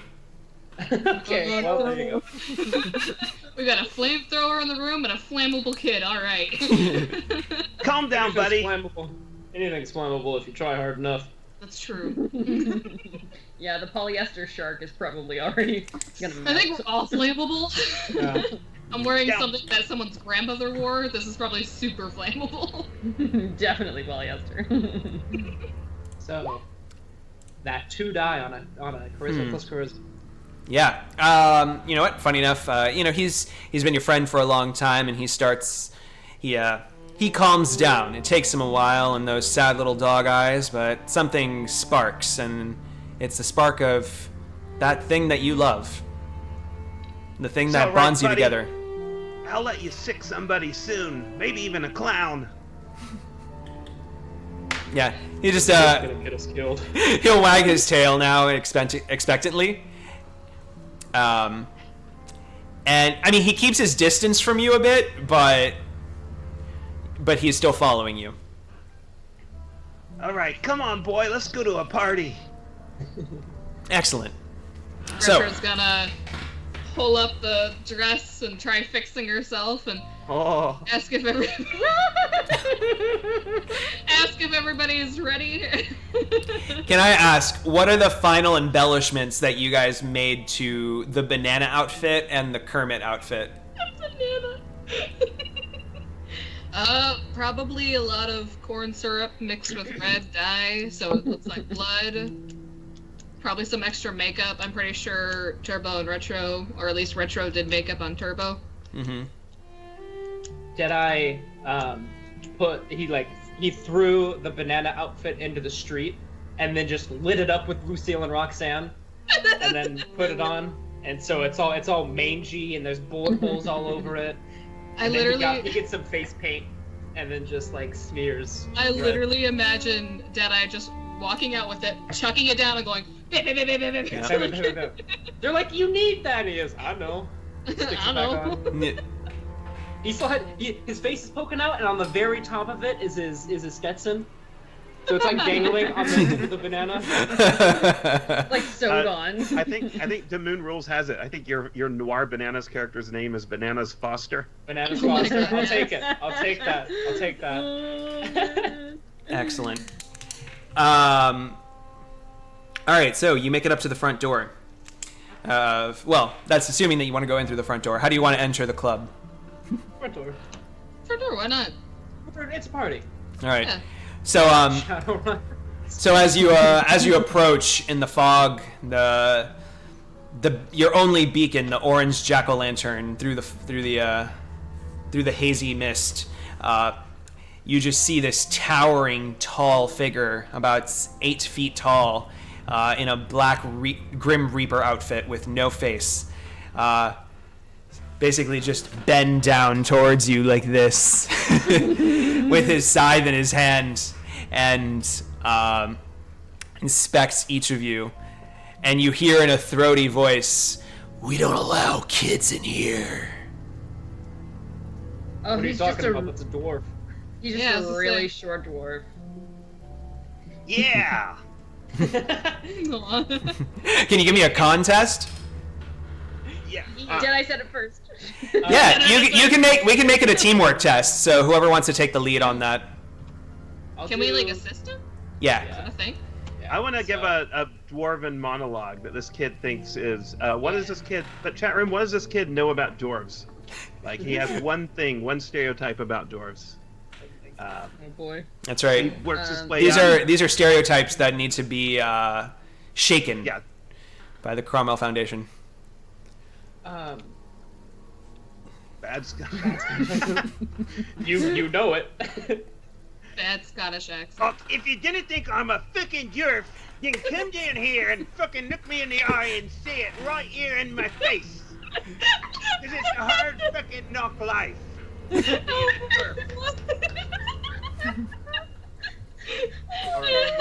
I believe you want a con roll? Yes. And thank you, KB Tibbs. Yeah, KB Tibbs, thank you for that suggestion. Oh my god. Woo! That was amazing. So, One success. Okay, wait. Was anybody helping them out? Yeah. Yeah. well, because I don't have con, so I just do like charisma, right? Yeah. And so like, I got one. All right, so you got 3 extra dice. 3 extra dice. All right. Yep. And should I spend a plot? One more. So. Okay, so you're at It gives me 2. 2 successes. The Grim Reaper comes down further, his blank face, the blank expression through the fog, and holds his scythe in front of him. You shall not pass. Then the Grim Reaper's face, a hand, moves in front of it with a cred stick, and he's like, "Come on, leave the dwarf alone." Ooh, negotiation test. How much are you giving him?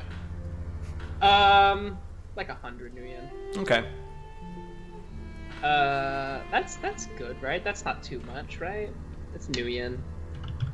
I don't know if New Yen yet. 4 successes though. Nice. He'll take the cred stick and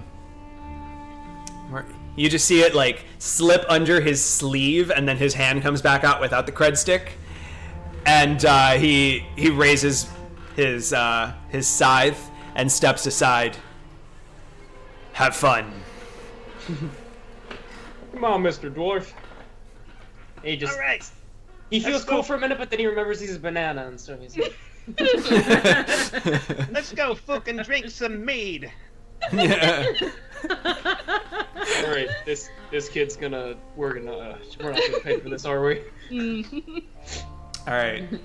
So let's see here. The Grim Reaper. Melvin. Aw. Yeah, man. Bill and Toots, yeah. Retro would know. Yeah. Excellent. You can't see it, but I did the guitar. Yeah. Let me see something. I mean, my This is for motorcycle's the called Wild the Stallion. Stallion Broncos. All right. Ooh, party music. Yes. So you enter the Jackal's Lantern, and the music pops, and inside, just as misty, with both those cheap fog machines that you find in Party City, and the smoke of various cigarettes, cigars, drugs, deep weed, etc., mix in the air to create this dense mist. They're No! Doing so well. How about now? You should be good, I think. I'm Give me a couple I'm seconds. gonna spend Yes. a plot point to say that Commander Shepard is dancing badly Yes! in the corner. Yes! Just because it's totally this music Yes, reminds me yes, of do it, Yeah! Someone gift this! Someone gift this and clip this! Okay. All right. I like the stream, I think, is right there. That's highlights. I'm Commander Shepard, and this is my favorite drinking joint in the Baron. Yeah. Oh my god. Yeah, except he's this is Commander Shepard like post explosion. So like he's like been, you know, before he was rebuilt in 2. So he's just like it's like glowing underneath his face, and it's just like little pieces of his skin that are like flaking off. Retro's gonna flip and she's gonna go, I know that game, and she's gonna smack whoever's next to her. Ow! God. Ow! She smashed us both. Exactly. So I'm gonna spend a plot point to say, hey Retro, this guy's pretty handsome. Love interest number 4. Man, Retro gets a lot of tail. Hey, Yeah. hey, Retro, why don't you go find out if he's a renegade? Oh, Deadeye. Retro's... I'm sorry, I just noticed Oz dancing. Retro's gonna turn to the camera and she goes, you know the reason I joined Shadowrunning? Was to actually find somebody. I didn't think that it was gonna be some party goer or anybody like that, but probably another Shadowrunner like myself. And she looks over at Deadeye and Turbo and the kid. And then You see like the camera just zoom in on his face, like Yeah. Slow motion, too, yeah. You know, I'm growing up. I'll be pretty old soon.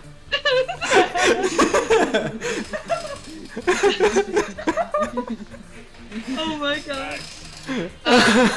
She's gonna look back at the camera and she's gonna kind of everything's gonna slow down. Oh, Tron guy's in this. Oh man. Everyone. And yeah, she's gonna that's the reason. Was to find my one true love. Maybe, I don't know. Deadeye's a cowboy and he can't get out of the Western era.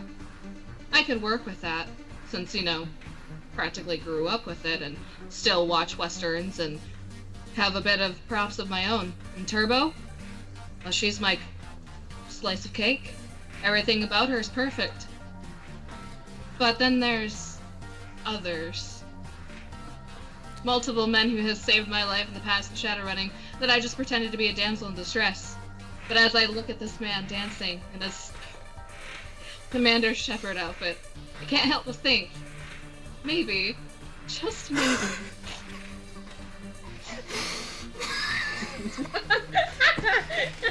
I keep a straight face, 1, looking at Oz saying this, and 2, Travis dying. I'm gonna bomb!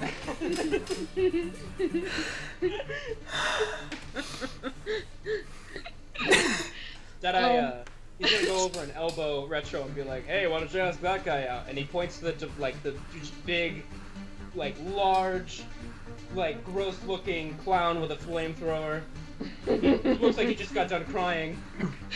yeah. At that point, yeah, you notice this is your target. This is Roasty. Basically, flame red hair. Okay, and it's like it has like this singed quality, so it's like back. Like all of this here is soot, like it's been singed off, and then the rest is like from it. Okay, he's got sharp, jagged teeth. He has like. Yeah, you're derping hard right Oh man, why? I'm having so. Okay, how about now? How about now? Please, please, please. Nothing. Damn it, Mike. Damn it, Skype. Right into it. Alright, like this? Is this better? Yeah. It's No. the connection, not the mic. It's definitely the yeah. Yeah. Hello, how about now? there you go. Oh, hey. Oh, I just had to hit it. When all else fails, hit it. Hit the internet. Yep. Yeah. So yeah, so it's soot all the way to here, flame red hair, jagged teeth, red, like he has cyber eyes that are like just flames and nothing else. No iris, no pupil, nothing, just flames.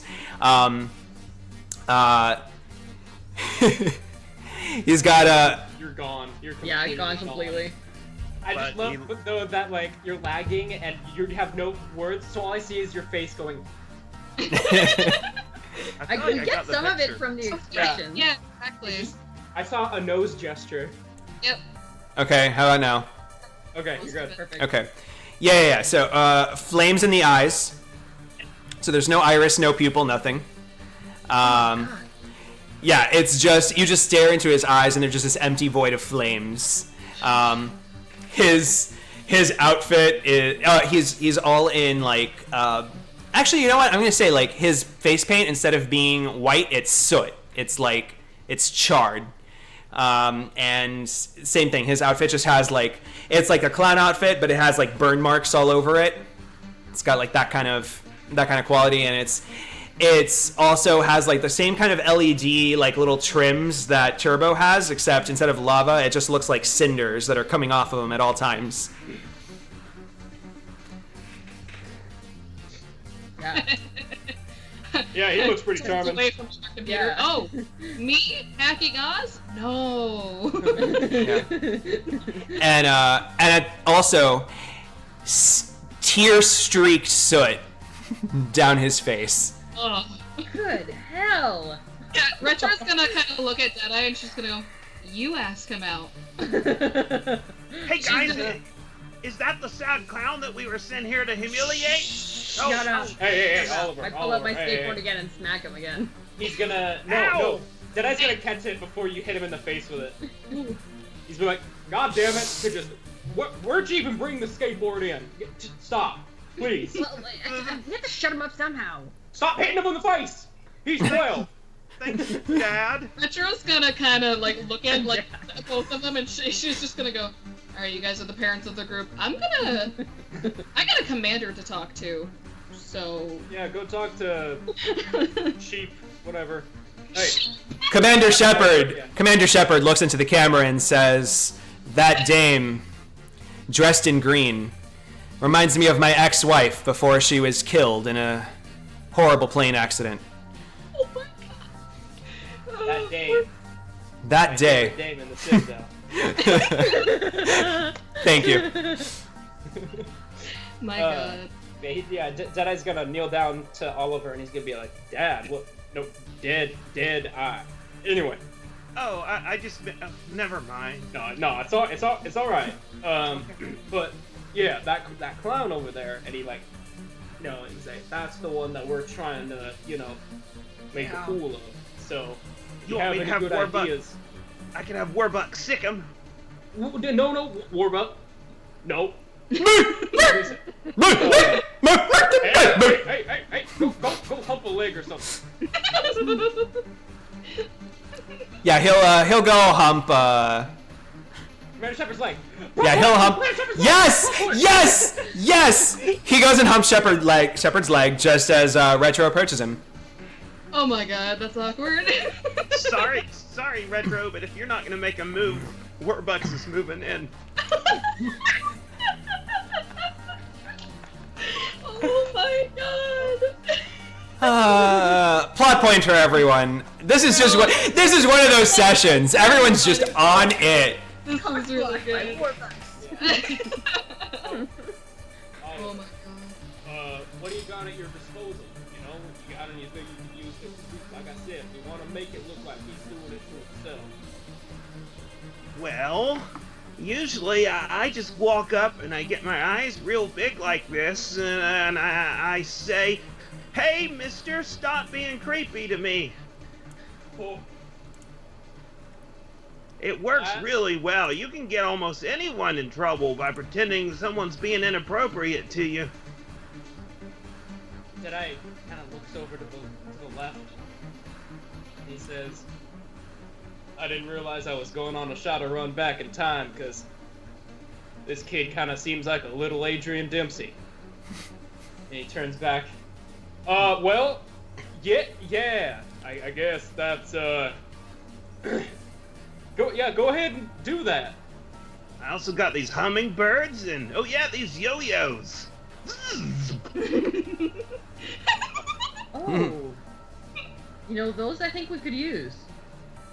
Yeah? Maybe. Chat, how are we gonna humiliate this clown? Ooh. Yeah, what's the plan? He's yeah. so more about him. He is currently, and actually, chat, you're free to contribute some stuff about what Roasty's currently up to. But I imagine him right now. He's got that giant flamethrower that's like this big. Sorry, I can't see it here, but bigger than that. Bigger than I can fit on this screen, just slugged onto his back like a bazooka.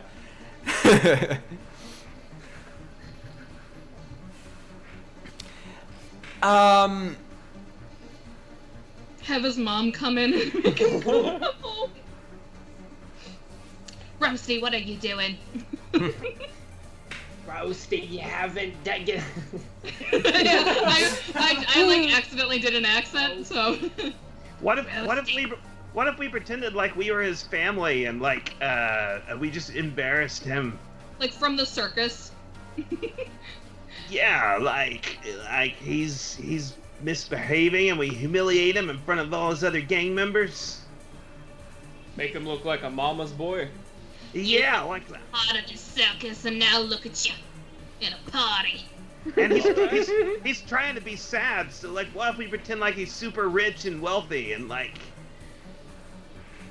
Ooh. All right, Oliver. Hey, Turbo. I mean, Retro. Sometimes I mix this up. Could Retro hack him and try to find an embarrassing video? Yeah, I could do that. All right. Commander Shepard. She's gonna look between. It's for money. It's for the money, and she'll go. The dog's Have taking you care of actually? him. Have you gone over to him yet, or are you? I was on my way, so. Yeah, there's You would some vocal it to her. Yeah. face to face. This is gonna be my fourth time fake fainting. I could do that again.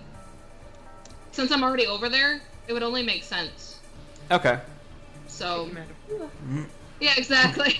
Well, I think it's more going to be like talkie, and since there's like so much smoke in the air, I could just blame it on that. Yeah. All right. So you'll go ahead and drop into Commander Shepard's hands. Aw. While she's doing this, I go up to the bar and get a drink, and I kind of watch as she's flirting with him, and then I turn to the camera and say, I shrugged off a spike of jealousy, not of Retro, but of the terrible dancer. And I take a drink of my martini. And it's filled with dry ice, so it has like that potion-y quality. And all the drinks have grenadine, also like soy grenadine, to make it like red, bloody kind of. Yeah. Hit me with one too, bartender.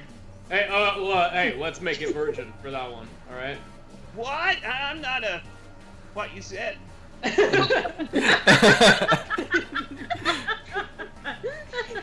It's all right. That's not. Good. Hey, yeah, let's just give him. Dwarves. We don't need to put alcohol in them. He's the bartender serves Oliver like this slushy drink that looks like processed meat. Great. Or a soy product. I sneak him a sip of my martini. Thanks, Dame. You may smack him with a skateboard, but you're a damn good mom. Did I pretend not to see it? Thanks, Dame. What about you and I get out of this gin joint and do whatever runners do? Well, we're doing it here, so. All right. It's a hard knock life. All right, so Retro, give me a hacking test. There you go. I think that's all. 3 successes. I get hold on. I gotta get to the 2, but my computer's not big enough. Alright. That was my reroll, so. You comfortable with that? Not really, but three's solid. How much edge have you even spent this session? I haven't spent any. Exactly. Yeah, okay. Come on, man. Okay. All right, so you easily hack into the comlink that is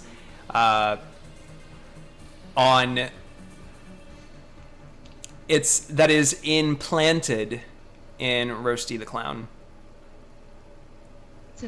implanted in him? Yes.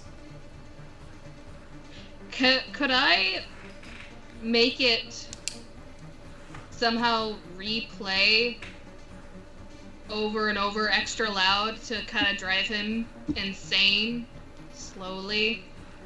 I know what it is, right? I know what it is. That it's a comlink implanted? Oh, it's just a comlink? It's not... Okay. Yeah, it's just a comlink. So there's nothing embarrassing in there? Oh, sorry. Okay, so you access and chat. What does she find on that comlink? I see a couple of interesting ones already. That his day job is actually an accountant, or average teen with braces. Receipts to Hot Topic, maybe. Oh,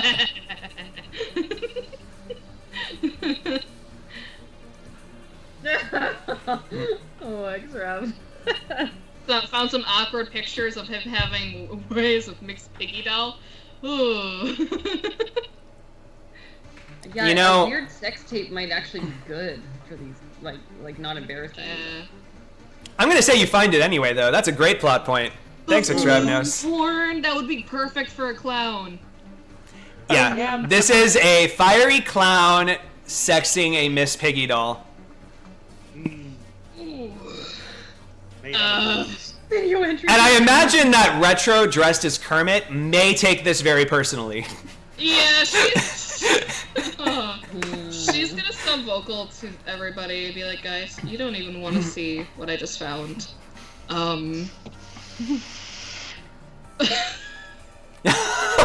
Whoa! Meanwhile, Oliver. Oh my god. Yeah, she's gonna be like, so if I was actually Kermit, I would kill this motherfucker. 2, no one should do that with balloons. Whatever, just make the people see it. Oh yeah, okay. You wanna see it. Alright. No, make them see it, see it. I think she's gonna accidentally send it to everybody. Including Oliver?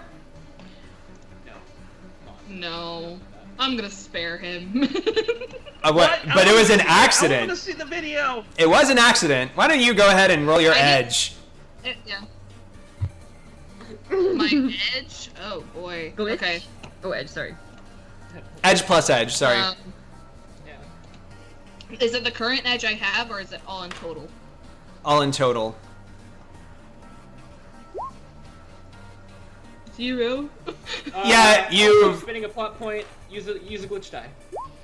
0. 1, yeah. Oh, no. So, alright, so, you, oh, this is amazing! Okay, so, you have sent Oliver Fist this pornographic photo of a clown having sex with a Miss Piggy doll. It's incredibly pornographic. This kid is a minor, and his comlink happens to be attached to the Magnus and Cromwell Foundation, which also has ties to other corporations, and you are... Oh no! This got blasted! This dude's everywhere! Oh my god. There's gonna be a silent long pause, and Retro's gonna go, what? Oh yeah, whoops. First the Why did this helicopters just at the pop Eiffel up? Tower, and now we got balloon dick all over the place. Turbo says, why did this just pop up on my Twitter feed? Yeah, 20,000 followers in Berlin received this picture. Oh. Turbo's laughing really hard. And what's Oliver doing?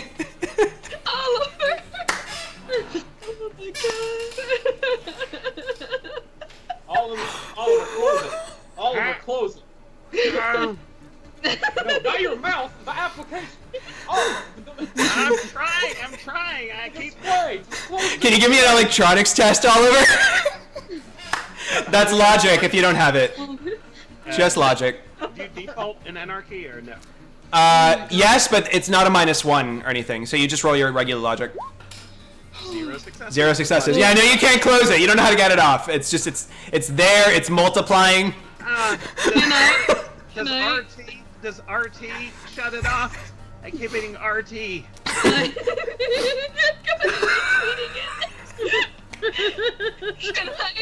Can I try hacking it and closing it myself? Yes. 2 successes. Are you comfortable with that level of success? No, but I'm gonna save my edge for something important. It's not enough. Close it, guy. Just, I don't know, slap him or something. Deadeye gonna gauge the room and see if what everyone else is doing. Patrons. Okay, well, at this point, you see, like, these, those, like, pyrotechnic, like, fire flames that shoot up, like, poof, poof. It's time to honor Roasty the Clown with our traditional shish kebab. Can Turbo and Retro roll me edge plus edge, please? Oh no. Can I edge my edge? Sure. It's a volunteer act. Oh shit. Turbo, your contacts. You have Chester Von Lawfield, the drug dealer, and who else? Yeah. I have Grind, the race coordinator. Let's go with your drug dealer. So Chester Von Lawfield is wheeled out on like this giant spit roast kind of peen show, and you see Roasty approaching and like unsheath, I guess, his flamethrower and approach the stage, and everyone's like hooting and hollering, "Have ourselves a shish kebab!" Deadeye in a moment of panic. Plot point for that one. Sub vocals. Retro. Hack the lights. Turn out the lights now. Do it now. Alright. Poor. All right, the lights immediately just turn off, and the only thing in the club are the flames from the pyrotechnics and other such. And there is gunfire. Wait, start. We're gonna try to disarm him from his flamethrower. Okay, wait, and then what was Deadeye doing? I interrupted you, Trev. Actually, you had it. Deadeye's gonna shoot him in the hands. Ooh. Okay. Strike there. Can you both roll me an agility plus agility test to see who goes first? Oh, okay. Ooh. Very nice. All right, so Deadeye, you're first, and we're gonna start going in turn order. So. Okay. Yeah. So. I don't want to murder the man by shooting his hands. So I'm gonna try and like minus some of these die pools. Like this would just be a straight attack, right? This would just be a regular roll attack. Yep. You know what? Okay, I'm gonna do the regular 15. I'm gonna see now if I do a second attack. I'm gonna say, since you're in a crowded club and everything, you're gonna have to like make sure that you aim in a way, like you might have to go like over the crowd. So I'm gonna, so I'm gonna assign a -2 to that. Okay, so yeah, that should be fine.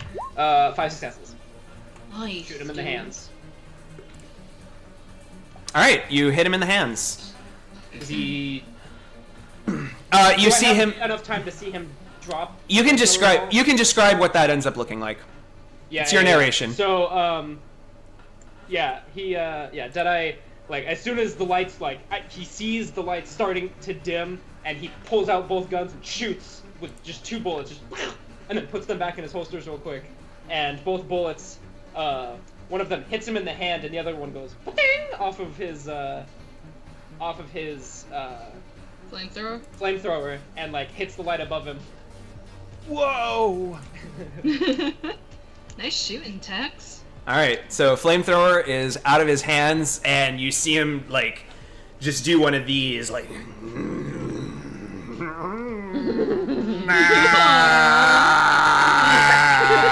Tears down his face. Someone please screenshot that. And the flaming eyes. Flaming eyes. Yeah, if that GIF happens, make sure to have flaming eyes.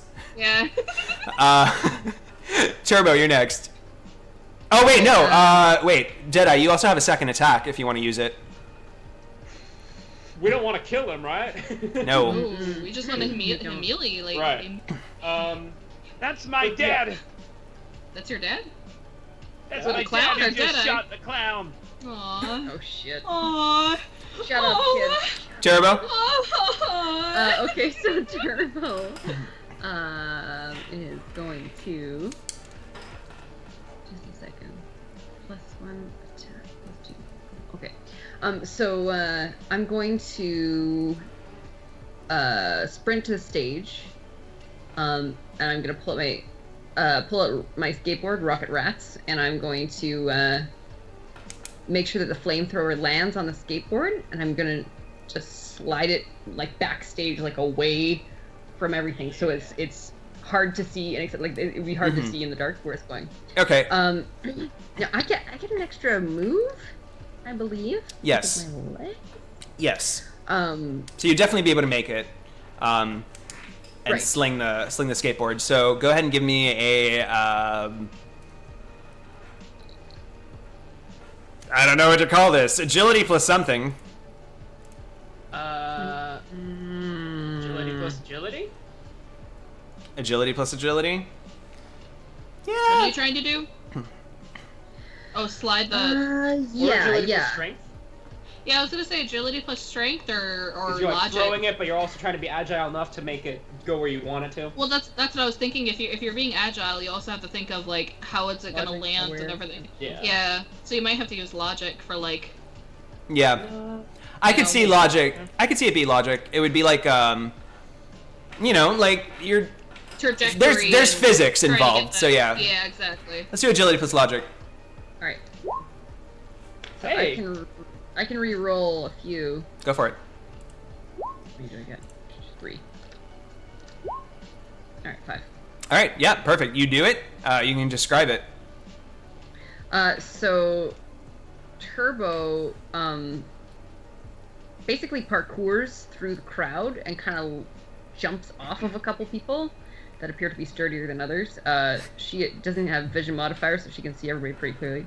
And as she leaps off, like kind of horizontally off the last person, she pulls out her skateboard, slides it under just as the clown is making his horrifying face and dropping the thing, and pushes it back, just somewhere back. There's like curtains or whatever, and she pushes it back. All right. Nicely done. Now you have a second attack too, I believe, if you would like to utilize it. What I want to do is help Chester out. Is that an option? It's not really an attack. You could, yes. Okay, so I want to try to untie him or get him off, or at least get that process started. Sure. Can't get him off right now. We got things we gotta do.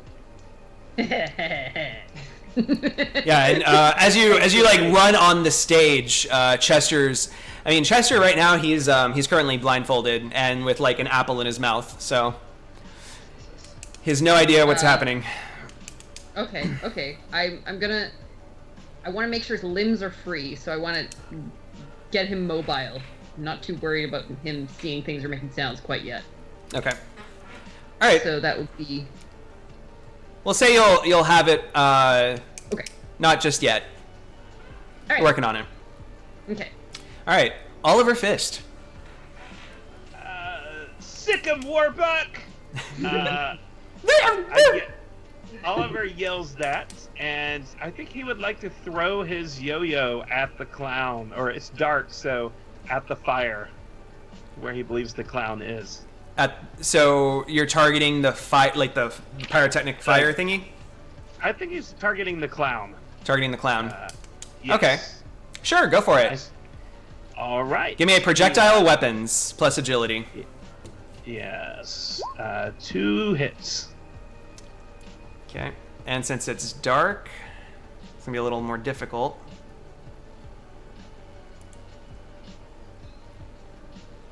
You have edge, remember? Yeah, are Oh, you yes. comfortable with that? You'd like to spend some edge. You have plenty of edge. Yes, I would like to spend some edge. How can I do? Is that the same as 5e or Yeah, it's reroll failures. reroll? Okay, then I will reroll the 5 here. There's only a difference if you pre-edge. Oh, 3 more, so 5. Nicely done. Okay, so you get 3 net hits. So good thing you did that. All right, so that's 3 damage to plus. Well, describe what you hit him with and like what you're doing with the yo-yo. My dad's fighting this guy, so he's trying to hit him with the monofilament. So he's trying to wrap it around the clown. I assume he kind of throws it out like like almost like a net to try to hit that area. So, so he slings it out. And then how does it land on him? Yeah. It's up to you. This is, I don't have as much say as to what happens to the enemies here. I think it wraps around his hair. Probably it's dark, so he may not quite hit. So it probably just all that big red hair. It probably just slices through it. So now he just has like 2 little cut off tusk of hair. Yes. There. Yes. Now he looks like a devil. Yeah. Great. Nice. All right, and does the yo-yo does it come back? Or no? He has multiple yo-yos. He has multiple yo-yos. Got it. Yeah. Okay, perfect. Retro. Yeah, I'm gonna wake up and I go, what happened? And I'm just gonna look around a little bit, see what kind of happened.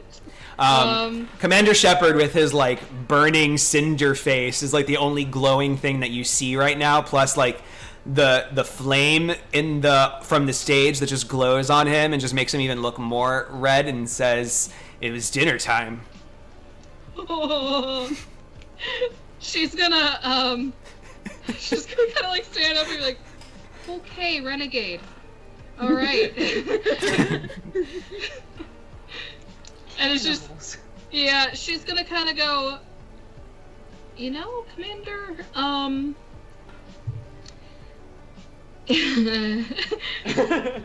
there has to be a little bit of Paragon in you, so I suggest you stand back and let me do what I'm gonna do. And she's gonna assist Turbo out of getting that guy out of the thing, but I'm gonna do this.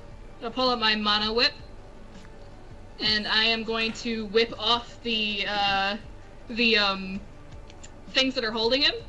What are those called? Latches. Okay. Yeah. And let's do that first to see if I can even do it. But I would like to not hurt him and whip him out of the center and like pull him towards me. Okay. Can I do that? Yeah. Okay. What do I roll? Because I haven't used this since. It would be close combat. I don't have close combat. Then just agility. 4. Ooh, good one. Thank you. I know, right? If I had more plot points, I would have a glitch die on this, but... yeah. All right, yes. So you're able to just, like, bam, slice the pincho, basically, that he's on. So he just kind of, like, slides down face first into the ground with his, like, ass up. Sorry. All right. Yeah. My turn. Great. Roasty the clown. He looks at the camera. Tears streaking down his face. This isn't the first time, and this isn't the last that I've been thwarted. Ever since I was a little boy, I just wanted to watch the world burn. Why is everyone so hell-bent on stopping me? I tell you, this world just isn't made for people like me.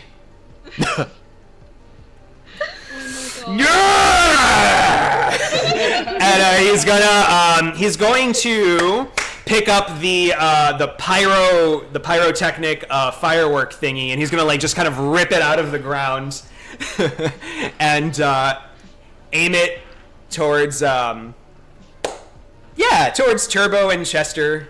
And let's see. I guess, yeah, let's do this. Go ahead and give me a dodge test, Turbo. Agility logic, right? Yes. And actually, give yourself a -2 to that, since I want you to also be able to, like, pull Chester out of the line of fire. Okay, so I'll do a full reroll there. Nice. Same. And then I'll reroll 3. So 4.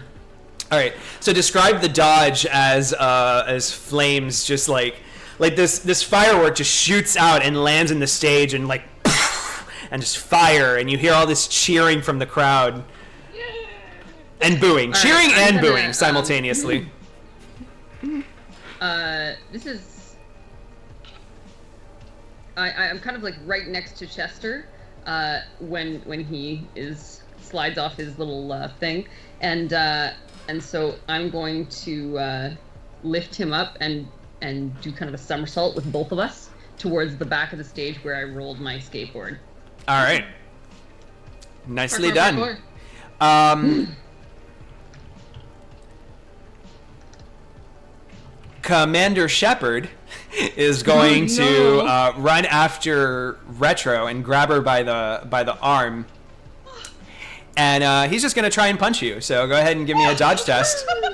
Punch you in the face. You asshole. I am not the news reporter. Please don't punch me. Great. What do I have to do for this? Agility plus logic for dodge. Oh no! Oh no! Oh goodness! Goes to show you guys. To be fair, you do have a little drone doing this right next to you. But in a flirty way. Yeah. Yeah, sure. All right, yeah, you dodge. Can I spend a plot point to say that Warbuck is gonna sick balls for Commander Shepard doing this? Yeah. Yes. He's still humping the legs. I don't think he's gonna put up with it. All right, so yes, so then Warbucks is going to pounce with his strong little legs and attack that burnt off face. So can you let's see let's just roll like he's kind of disabled. So let's just put him at 6 dice for close combat for a bite. Wow, he 3 hits. Okay. Yeah, you got 1 net hit, so you can describe the bite. Warbuck sees him attack Retro, and he freaks out. He leaps up. He aims for the guy's face, but he comes a little low because he's so short, and he just clamps down right in the groin. Oh. No cosplay armor will save you from that. Nope. So he's dealt with currently, as long as Warbuck stays munched down. Can I have Retro say something? Sure. Is that all right? Yes. I'll spend a plot point. There you go. I'll spend a plot point for her to turn back to Commander Shepard, and the galaxy will never be safe with a commander like you. And she'll turn back to the others. Oh my god. All right. Well, the rest is really going to be like I'm just going to end my turn with you see various bouncers from the club, various like 8 foot tall, 9 foot tall. It's like basically orcs and trolls that are in Reaper outfits that are starting to descend inwards towards the stage. I was still thinking Mass Effect Reaper. Oh, Reaper outfit. Grim Reapers. Squids, yeah. Squids. I'll spend a plot point to switch it up. So let's put Oliver Fist first. So these guards are closing in. Yes. And the clown is still on the stage. Yes, and he has the fireworks like pyrotechnic thing, and it seems to only have 1 blast, so he's gonna like chuck it down to the ground. Here's what I would like Oliver to do, whether he can do it in one turn or not. He, as an urchin, he'll use the classic urchin move of ducking between the legs of the bouncer. And he wants to run up and try to grab the flamethrower he was promised by his dad from the clown. So, wait, I have to... Who is your father right now, Chester or the clown? Oh, I'm confused. He fully believes that Deadeye is his parental Deadeye's figure right now. Gotcha. So. And Gotcha. Deadeye promised him he might be able to hold the flamethrower at the end of this. Okay. So, yeah, he ducks around and tries to grab the flamethrower. All right. We'll hold on that. Actually, you know what? Let's say you get the flamethrower first. Ooh. Yeah. Why not? Turbo is All busy. right. Do I still have time left? Yeah, you haven't done an attack, so why not? All right. He's gonna try to burn the rest of the clown's hair off if he can. All right, go for it. Give me. This one's gonna be a projectile weapon as well. All right. 4 successes. Nicely done. You got 1 net hit, so we're gonna. Yeah, who's sad now? You can't pick on little people and throw fireworks at them. You big fat satty. Boom! Roasted. Yay! There it is. All right, so the rest of his hair comes off. You didn't want to do any damage to him yet, though. You're just burning off the hair, and He was told to humiliate this guy and Okay. not murder him so far. So. all right. So his hair is off, and he's just doing one of these like. You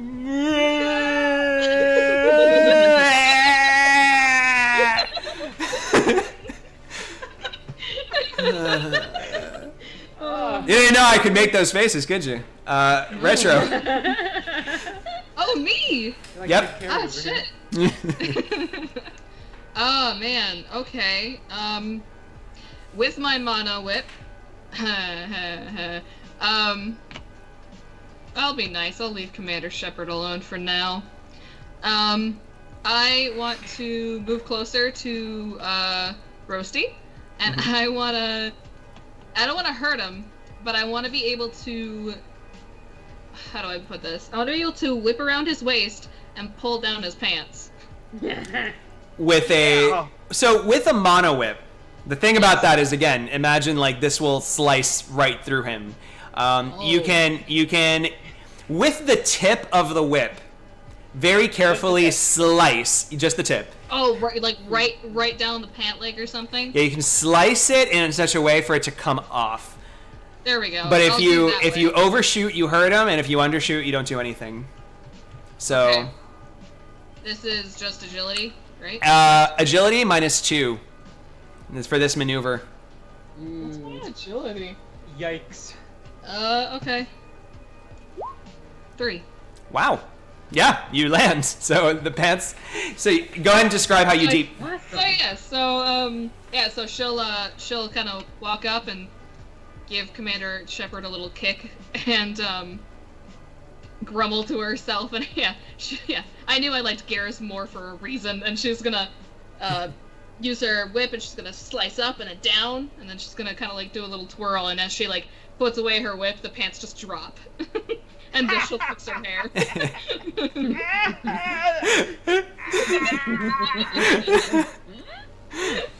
Oliver's having a blast. Shadowrunning is awesome. So what is underneath the pants? Can I make that up? Yes, you can. It's your narration. Well, We have one chat suggestion if you're interested. What is? Oh yes, chat. What is under the pants? oh! This is, I think, the best question I've ever asked chat. Oh my god! What is Great. what is under Roasty the Clown's pants? Oh. Oh. I was gonna have his underwear just have Miss Piggy on them, but I mean, Oh my god, guys. All right. Well, while that's going on, and you'll pick as soon as you have a thing. Well, let's just say like right now the pants are like just falling in slow motion, revealing something big. Deadeye. Oh. Well, maybe has a not good big. Idea. He sees. What is your dog's name again? Warbucks. Warbucks? Warbucks? Yeah. Yeah. Like Okay, yeah. So Deadeye's gonna run over to Commander Shepard, and he's gonna twirl around his pistol so he has it in pistol whipping motion and says, "I'm tired of your disingenuous assertions," and then clocks him in the face with it.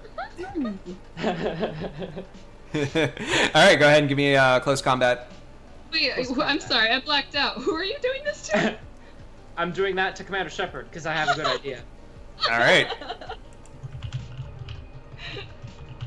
Oh wait, so this is an agility thing, so I actually get to add another bonus to it, so that's still 0 successes. Gotta re-roll that Yes. with an edge point because why? Why me? All right. 7 successes. Wow. Okay. Okay. I You got got- under his pants because I can't pass up extra Avanos's comment. So you got all right, hold on one second. You got 6 net hits. So just Yeah, he just hits him on the bridge of the nose, and you just hear like a crunch, and the dude just crumbles. yeah. And he spins around his gun and goes, "Critical failure." Plot point. Yeah. God. So it's actually more like this. Yeah, no, that's 6 net hits. That's Yeah. That hurt. so. Bam. Yeah, and I'm gonna. Paragon. Plot point. Plot point. Yeah, that's great. You might take a plot point away for that. Depends. I'm gonna spend a plot point to have I can't even write war something. Warbucks. Box. Bucks, bucks. like money. Warbucks. Okay, I'm so sorry. My brain is awful. Yeah, he kneels down and he says Warbucks, and the dog looks at him and he points at the clown and he says, "Get him." And Warbucks just with the plot point that I spent, he just goes after. All right. Goes after whatever's under those pants. Yep. Gotcha. All right. So what is under the pants before we continue, Retro? Okay. So, where'd it go?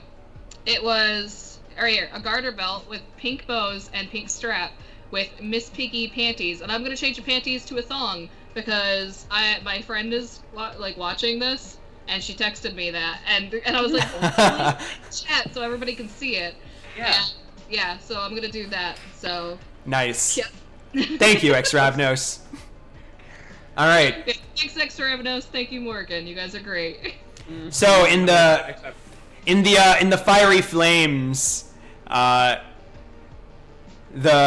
pink bows and the pink strap and the Miss Piggy, those are the only colors that are seen right now in the black and white club. Yay. And everyone looks, and everyone laughs. Everyone stops and laughs. Yes, that's what we wanted. And Roasty looks down and is just.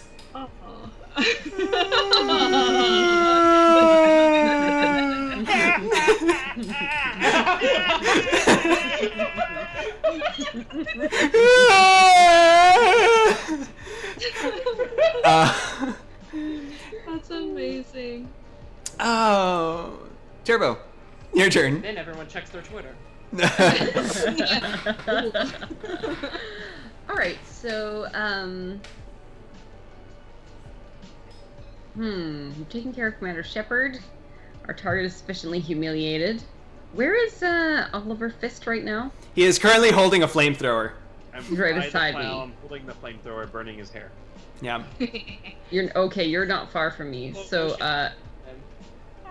what? Sorry, what was that? He's like laughing at him in slow motion with a flamethrower going. So he looks. I have a great picture of this in my head. Oh, that's great, guys.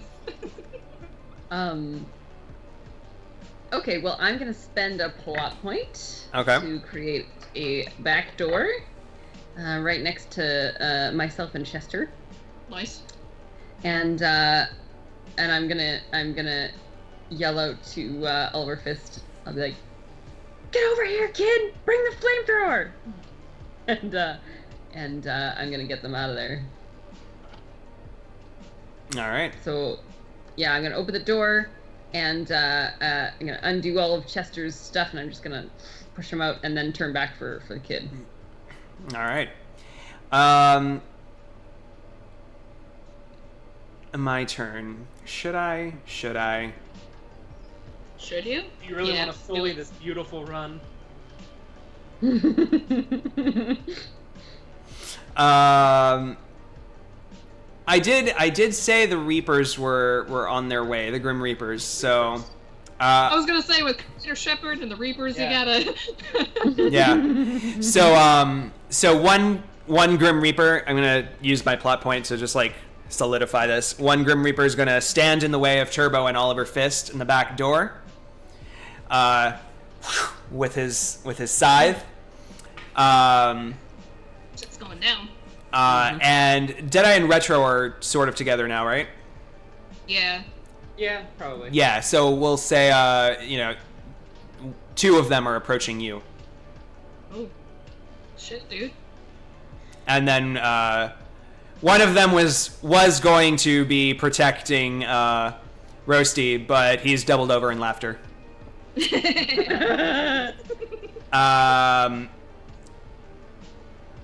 Yeah, fuck it. Let's spend another plot point to attack. Oh, So, Yikes.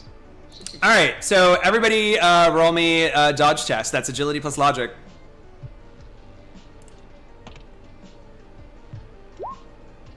Four?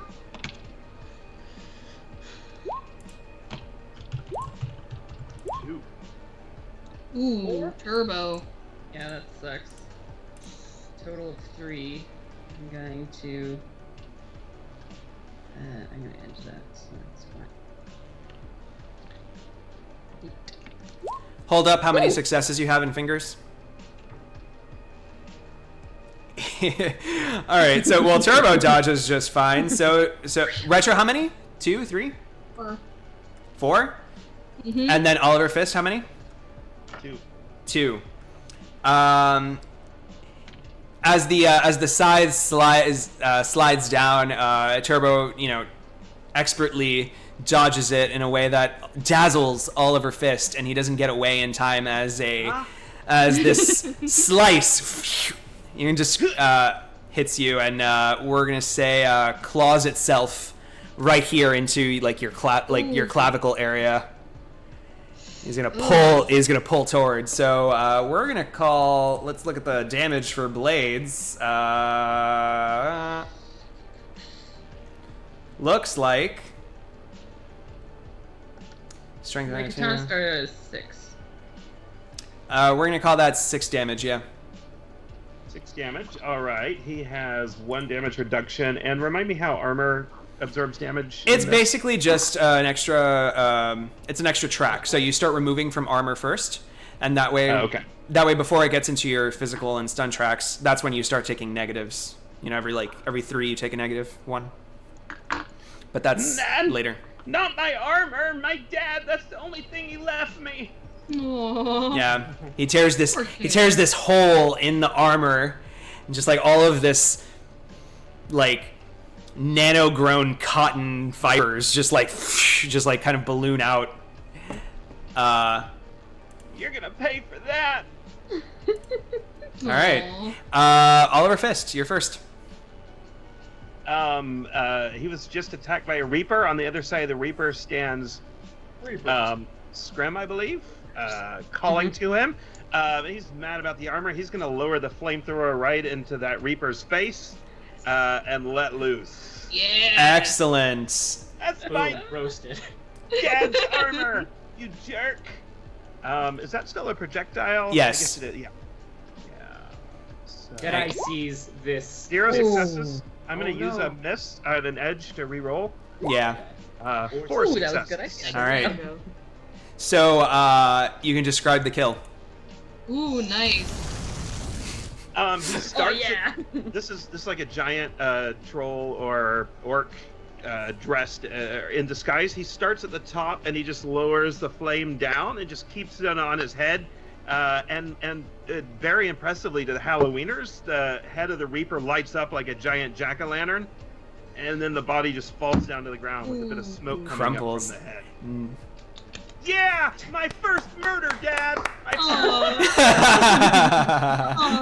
Deadeye looks onto this and he sees astrally this goldfish on fire burning a man's face with a flamethrower. Just like Next you, Dad. next to a bleeding, pantsless, hairless clown. Give yourself a plot point. Yeah. Retro. Okay, after dodging these Reapers, and I'm guessing, if you don't mind me saying, Travis, I'm seeing it more of like, since you just clocked Commander Shepard, you're probably back's turn, so I can imagine Retro kind of like twirling you around and like making you dodge the attack, almost in a like a waltz, and I'm doing this because of the LA Noir thing. Okay. But in my head, it's just a giant banana and Kermit the Frog doing the waltz. Doing a waltz. Yes. Waltz. At this point, And, the crowd sort of disperses in a circle, and you notice that the floor is made up of black and white checkerboard prints, and the only colors that are swirling around are this yellow and green, beautiful waltz formation. I forgot I was wearing a fucking banana. Yeah. Oh my god. Okay, I am going to. I can't attack twice, can I? No. No, you cannot. Damn it. Well, I am going to attack one of the Reapers because we're allowed to kill the Reapers, right? I mean, too late. Yeah, they didn't say anything about that guy. About those guys. Fuckers are cannibals. They are, dude. Okay, so yeah, I'm gonna use my mono whip while we're doing the waltz, and I'm guessing I'm gonna go down in a dip, and I'm just gonna like whip that guy behind me and pull him with me when I go back up, trying to cut him in half. So Nice. Go ahead and give me. You can give yourself a +2 for awesome. It's a ballet of death. that is just agility, isn't it? Yes, +2. 8. 5. 5. I promise it's 5. All right, your net hits are 1. How much damage is that? +1 damage to what you normally make. I don't really know if I have my mono whip written down yet. Oh no, I do. 5. 5, so 6 damage. All right, yeah. So you can describe. It's not a kill, but yeah, you can describe like. Okay. I gotcha. Okay, so as I'm going up, my original intention was to cut him in half. I'm sorry, Skirt. My original idea was to cut him in half, and then, but what happened instead is as I was going up, the mono whip was gonna slide up his back and just kind of, do I want to make it gruesome? It's gonna do it. It's gonna peel his skin up, and it's gonna go right over his head. And then we're gonna kind of like swap places so Deadeye is positioned correctly. Nice. I like this waltz. It's great. Nice. Deadeye, your turn. So in all the confusion of him being spun around, he like kind of jumped a bit, so the hat on top of the banana flew upward, and in the big spin, he like rips off the banana outfit, and then he says, "Time to give these guys the slip," and throws the banana into them. Pulls out, he flips around a monofilament Bowie knife, and his hat lands right back on his head, and then he just stabs through the banana into one of the Reapers. Nice. Nice. Go ahead and give me a close combat. All right. Also add +2 for awesome. Yeah. Plus 2 for awesome? Yes. Yeah. So Gosh. close combat is yes. Are you doing this to the one that's already been hit by Retro? Okay. Yeah. Finish him off. He's like, and then he gets the banana, and then he's like, and then there's a knife. And he's like, So 4 successes. All right. It's a tie, so it goes to you. So how much damage is that? My monofilament Bowie knife is 5 physical damage. All right, let's describe the kill. Yeah. So he gets hit in the face with a banana, and then he pulls it slowly down and goes, "Argh!" And then a knife just whoosh, Bam! and then Nice. rips right back out, and he just hits. He's stuck like that. Yeah. So he just drops to his knees and then drops backwards. And Yes. then Deadeye spins around his knife and looks at the other one and goes, "I have a second attack," and then chucks it at him. Go ahead and give me a projectile weapon in this case. If you don't have, that's agility. I don't have that specific skill, so what would that be? Agility. Agility? Yep. Alright, so gonna add to that because I get bonuses to agility rolls. 1 success, I'm gonna use an edge to make that oh jeez. You can do it. 3 successes? No. I can give you a plot point. Here, I'll give you a plot point. Do a glitch die. Okay.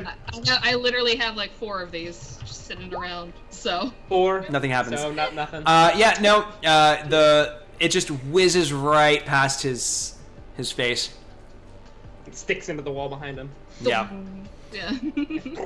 Yeah, exactly. Well, I tried. Yep. Well, Turbo. we make excellent dance partners, so. Alright, I'm gonna spend a plot point to find the somewhat shitty, rusted out fire extinguisher in the corner. I'm gonna hop on Rocket Rats and I'm gonna take the fire extinguisher and just like as I go by on the Reaper so that I don't get burned, and so that I can slow down the flow of the flamethrower coming from Oliver Fist. And then I'm gonna grab him by the waist and do a whoosh and get him out the back entry. All right, give me an athletics test. All right. Athletics. Athletics is 2 plus agility. That's a 9. And a glitch die. Ooh. Okay, I'm gonna re-roll those. So 5 successes, and my glitch die is a Nothing. 2. Okay. All right, you are able to do all of that. Yeah. Yay! Yeah. So you are outside of the club in safety with, and you've saved your contact Chester and Oliver Fist. So now it's just retro. Now Yeah. it's just Deadeye and Yeah, retro, right? you look back into the club, and all you hear is screaming, and all you see is fog and fire. Come on, Warbucks! Yeah. Yeah, Warbucks scampers out the door as well, into Oliver's hands. Plot point, he actually leaps out of the flames in slow motions, hurls through the air.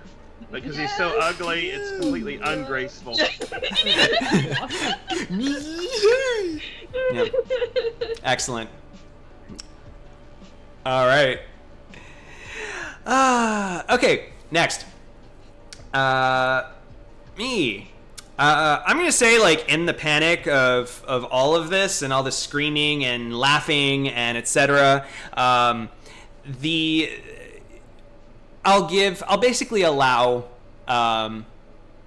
Deadeye and Retro just basically like a chance to leave and escape after. So With all those commotion going on. all the commotion. So Deadeye, I don't know what you want to do about that knife though. Plot point. It's right next to the front door. There you go. I was gonna ask, like, do you want me just to whip it out of the wall and then you'll just catch it? Deadeye, yeah, he'll just.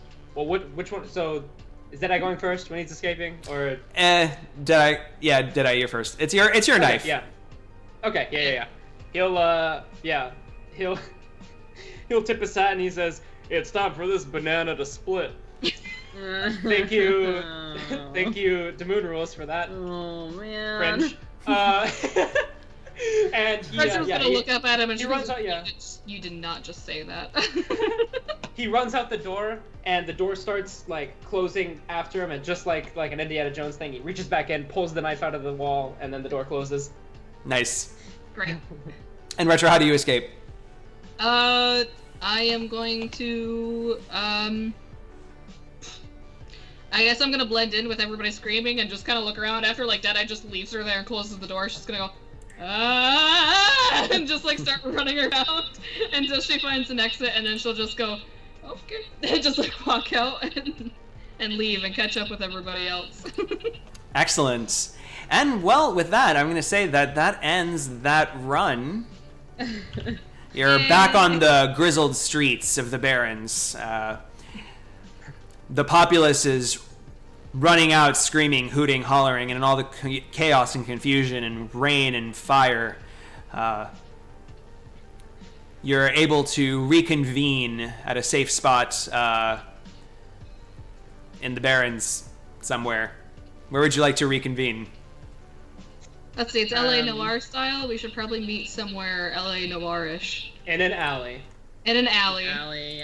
Under dark an and rainy awning night. dripping with rain. Exactly, yep. Okay. We walk into the alley and a black cat Yeah. runs around. Yep.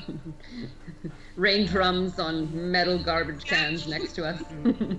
I think all you find is a little suit, a little fish suit, sitting in the alley where you're supposed to meet with a note on it. And he'll pick up the note and he'll read out loud, which changes to Oliver's voice because narration. Narration, yeah. Dear Dad, I know you're not my real dad. Thank you for all the fun. I got to burn a clown's hair off, and I got to see you murder some people, and I got to kill my first person. I tried to steal your knife on the way out, but I couldn't, and maybe I'm glad I didn't get a chance to. But you really showed me what running's about. It's about humiliating people and killing people when you need, and having fun and dressing up and playing pretend. So thanks for that. And, you know, I want to let you down easy, but I don't think I'm ready for you to be my dad. Maybe someday I'll be back. Aww. He folds it up and he puts it in his pocket. Alright, I don't care. Dumb kid. Retro's gonna look at the camera and she goes, I could tell from Deadeye's expression, he's gonna miss him. P.S. Thanks for the flamethrower. It's awesome. Yikes. Oh my god. So, actually, as everyone departs, I'm going to spend a plot point to make this canon. What year is it right now in our setting? 2077, I think is what... No, we settled in 2078? 2078. 2078? Okay. So, he pulls up an AR when no one else is around, calling Kyle. And he says, Kyle, remember that hit that went bad back in 68? I found the guy's kid. Lead me to him. Dun, dun, dun. Fade to black. Yes! Did anybody else want to do anything before we call it? Yeah, Retro's gonna look back as she's walking away from everybody, and she has a trench coat now. And, and she's gonna look back and she goes, well, I didn't expect the Shadowrunning to be like this. And maybe, just maybe, I'll find that one person. But all in all, I'm glad I faked my resume. I'm just gonna smoke. I'm just gonna walk on. Into the fog, disappearing. Color fades. Before Retro does that, Turbo's gonna look at her and say, sorry about your shepherd friend. And then look to the camera and say, I always like Fem Shep better anyway. And with that, the team wanders into an alley and disappears into fog and rain. And the letters Fiend with a question mark appear. Fiend? And with that concludes our session of Join the Anarchy. But Nice work. it's not over yet because we got a raffle. We got a raffle! That's right. And you're in charge of that one, Deadeye. All right, so Deadeye kind of mucked up this time. Not used to doing the raffle. I didn't put the entries you put in the raffle, but I got everyone's names. So Let's see if my camera work is gonna work. This is fun. Oh jeez. You We should all just do this, like with the motion of the camera. Whoa. Whoa! Oh yeah, okay. Well, here you go. And the random winner for the raffle, Kyoto! Yay! Congratulations! Drive-through RPG. You know how to contact us. Congratulations. Congratulations! Yes, Kai! Okay, And Commander dancing. Shepard dance, everybody. Commander Shepard dance. And So- I'd like everyone to note that there were so many entries this time, and Kai had the least amount of entries. So whenever you show up, just throw out suggestions because Yes. anyone can win. Yes, yes. We love suggestions. They are basically the bread and butter. And we wouldn't have this without you. Tony, what'd you think? This is your first time playing Anarchy and also in an improv-y kind of format, so. Anarchy's awesome, and you guys are awesome. Thanks for letting me play. Thank It you. was a blast. Thank you. You were a blast. I loved all of this. This was the most ridiculous thing. And I see that there's already been GIFs made, so I'm going to look those up shortly they're after. great. Are they really?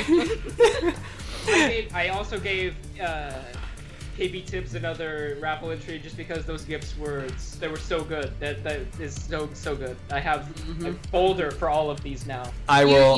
He put them on Twitter, correct? Because I know that he linked on Discord. Also, Tony, what's your Twitter? My Twitter and my Twitch is at LBeefus. LBEEFUS. Yes, plug. Yes, plug. And I will plug on Hyper RPG, the Twitch channel. I play on Corporate Sins on Wednesday nights at 6 p.m. Pacific Standard Time. So same time I think we started this show. Yes. So check that out if you get the chance. Yes, and that's live, and that's also interactive in its own way. You join the Discord channel. Yeah. It's really very interesting, and Hyper RPG was actually really one of my main inspirations for doing this. And so I've got to give credit where credit's due. You guys are doing a great job, and I watch you guys every week, and I love it. So thank you. Awesome. And it was great to meet your chat room. Awesome chat room. Thank you. It's really fun. We don't get to watch chat room during our show, so it's super nice. Yeah, right. It's also a little bit distracting, but at the same time, amazing. Because sometimes they just have better ideas than we do. For sure. So, with that, from everyone at Join the Anarchy, bye-bye. We'll see you in 2 Mondays from now. I don't remember the date. Bye. Just keep it in mind. Have a great night. Yes, it was great.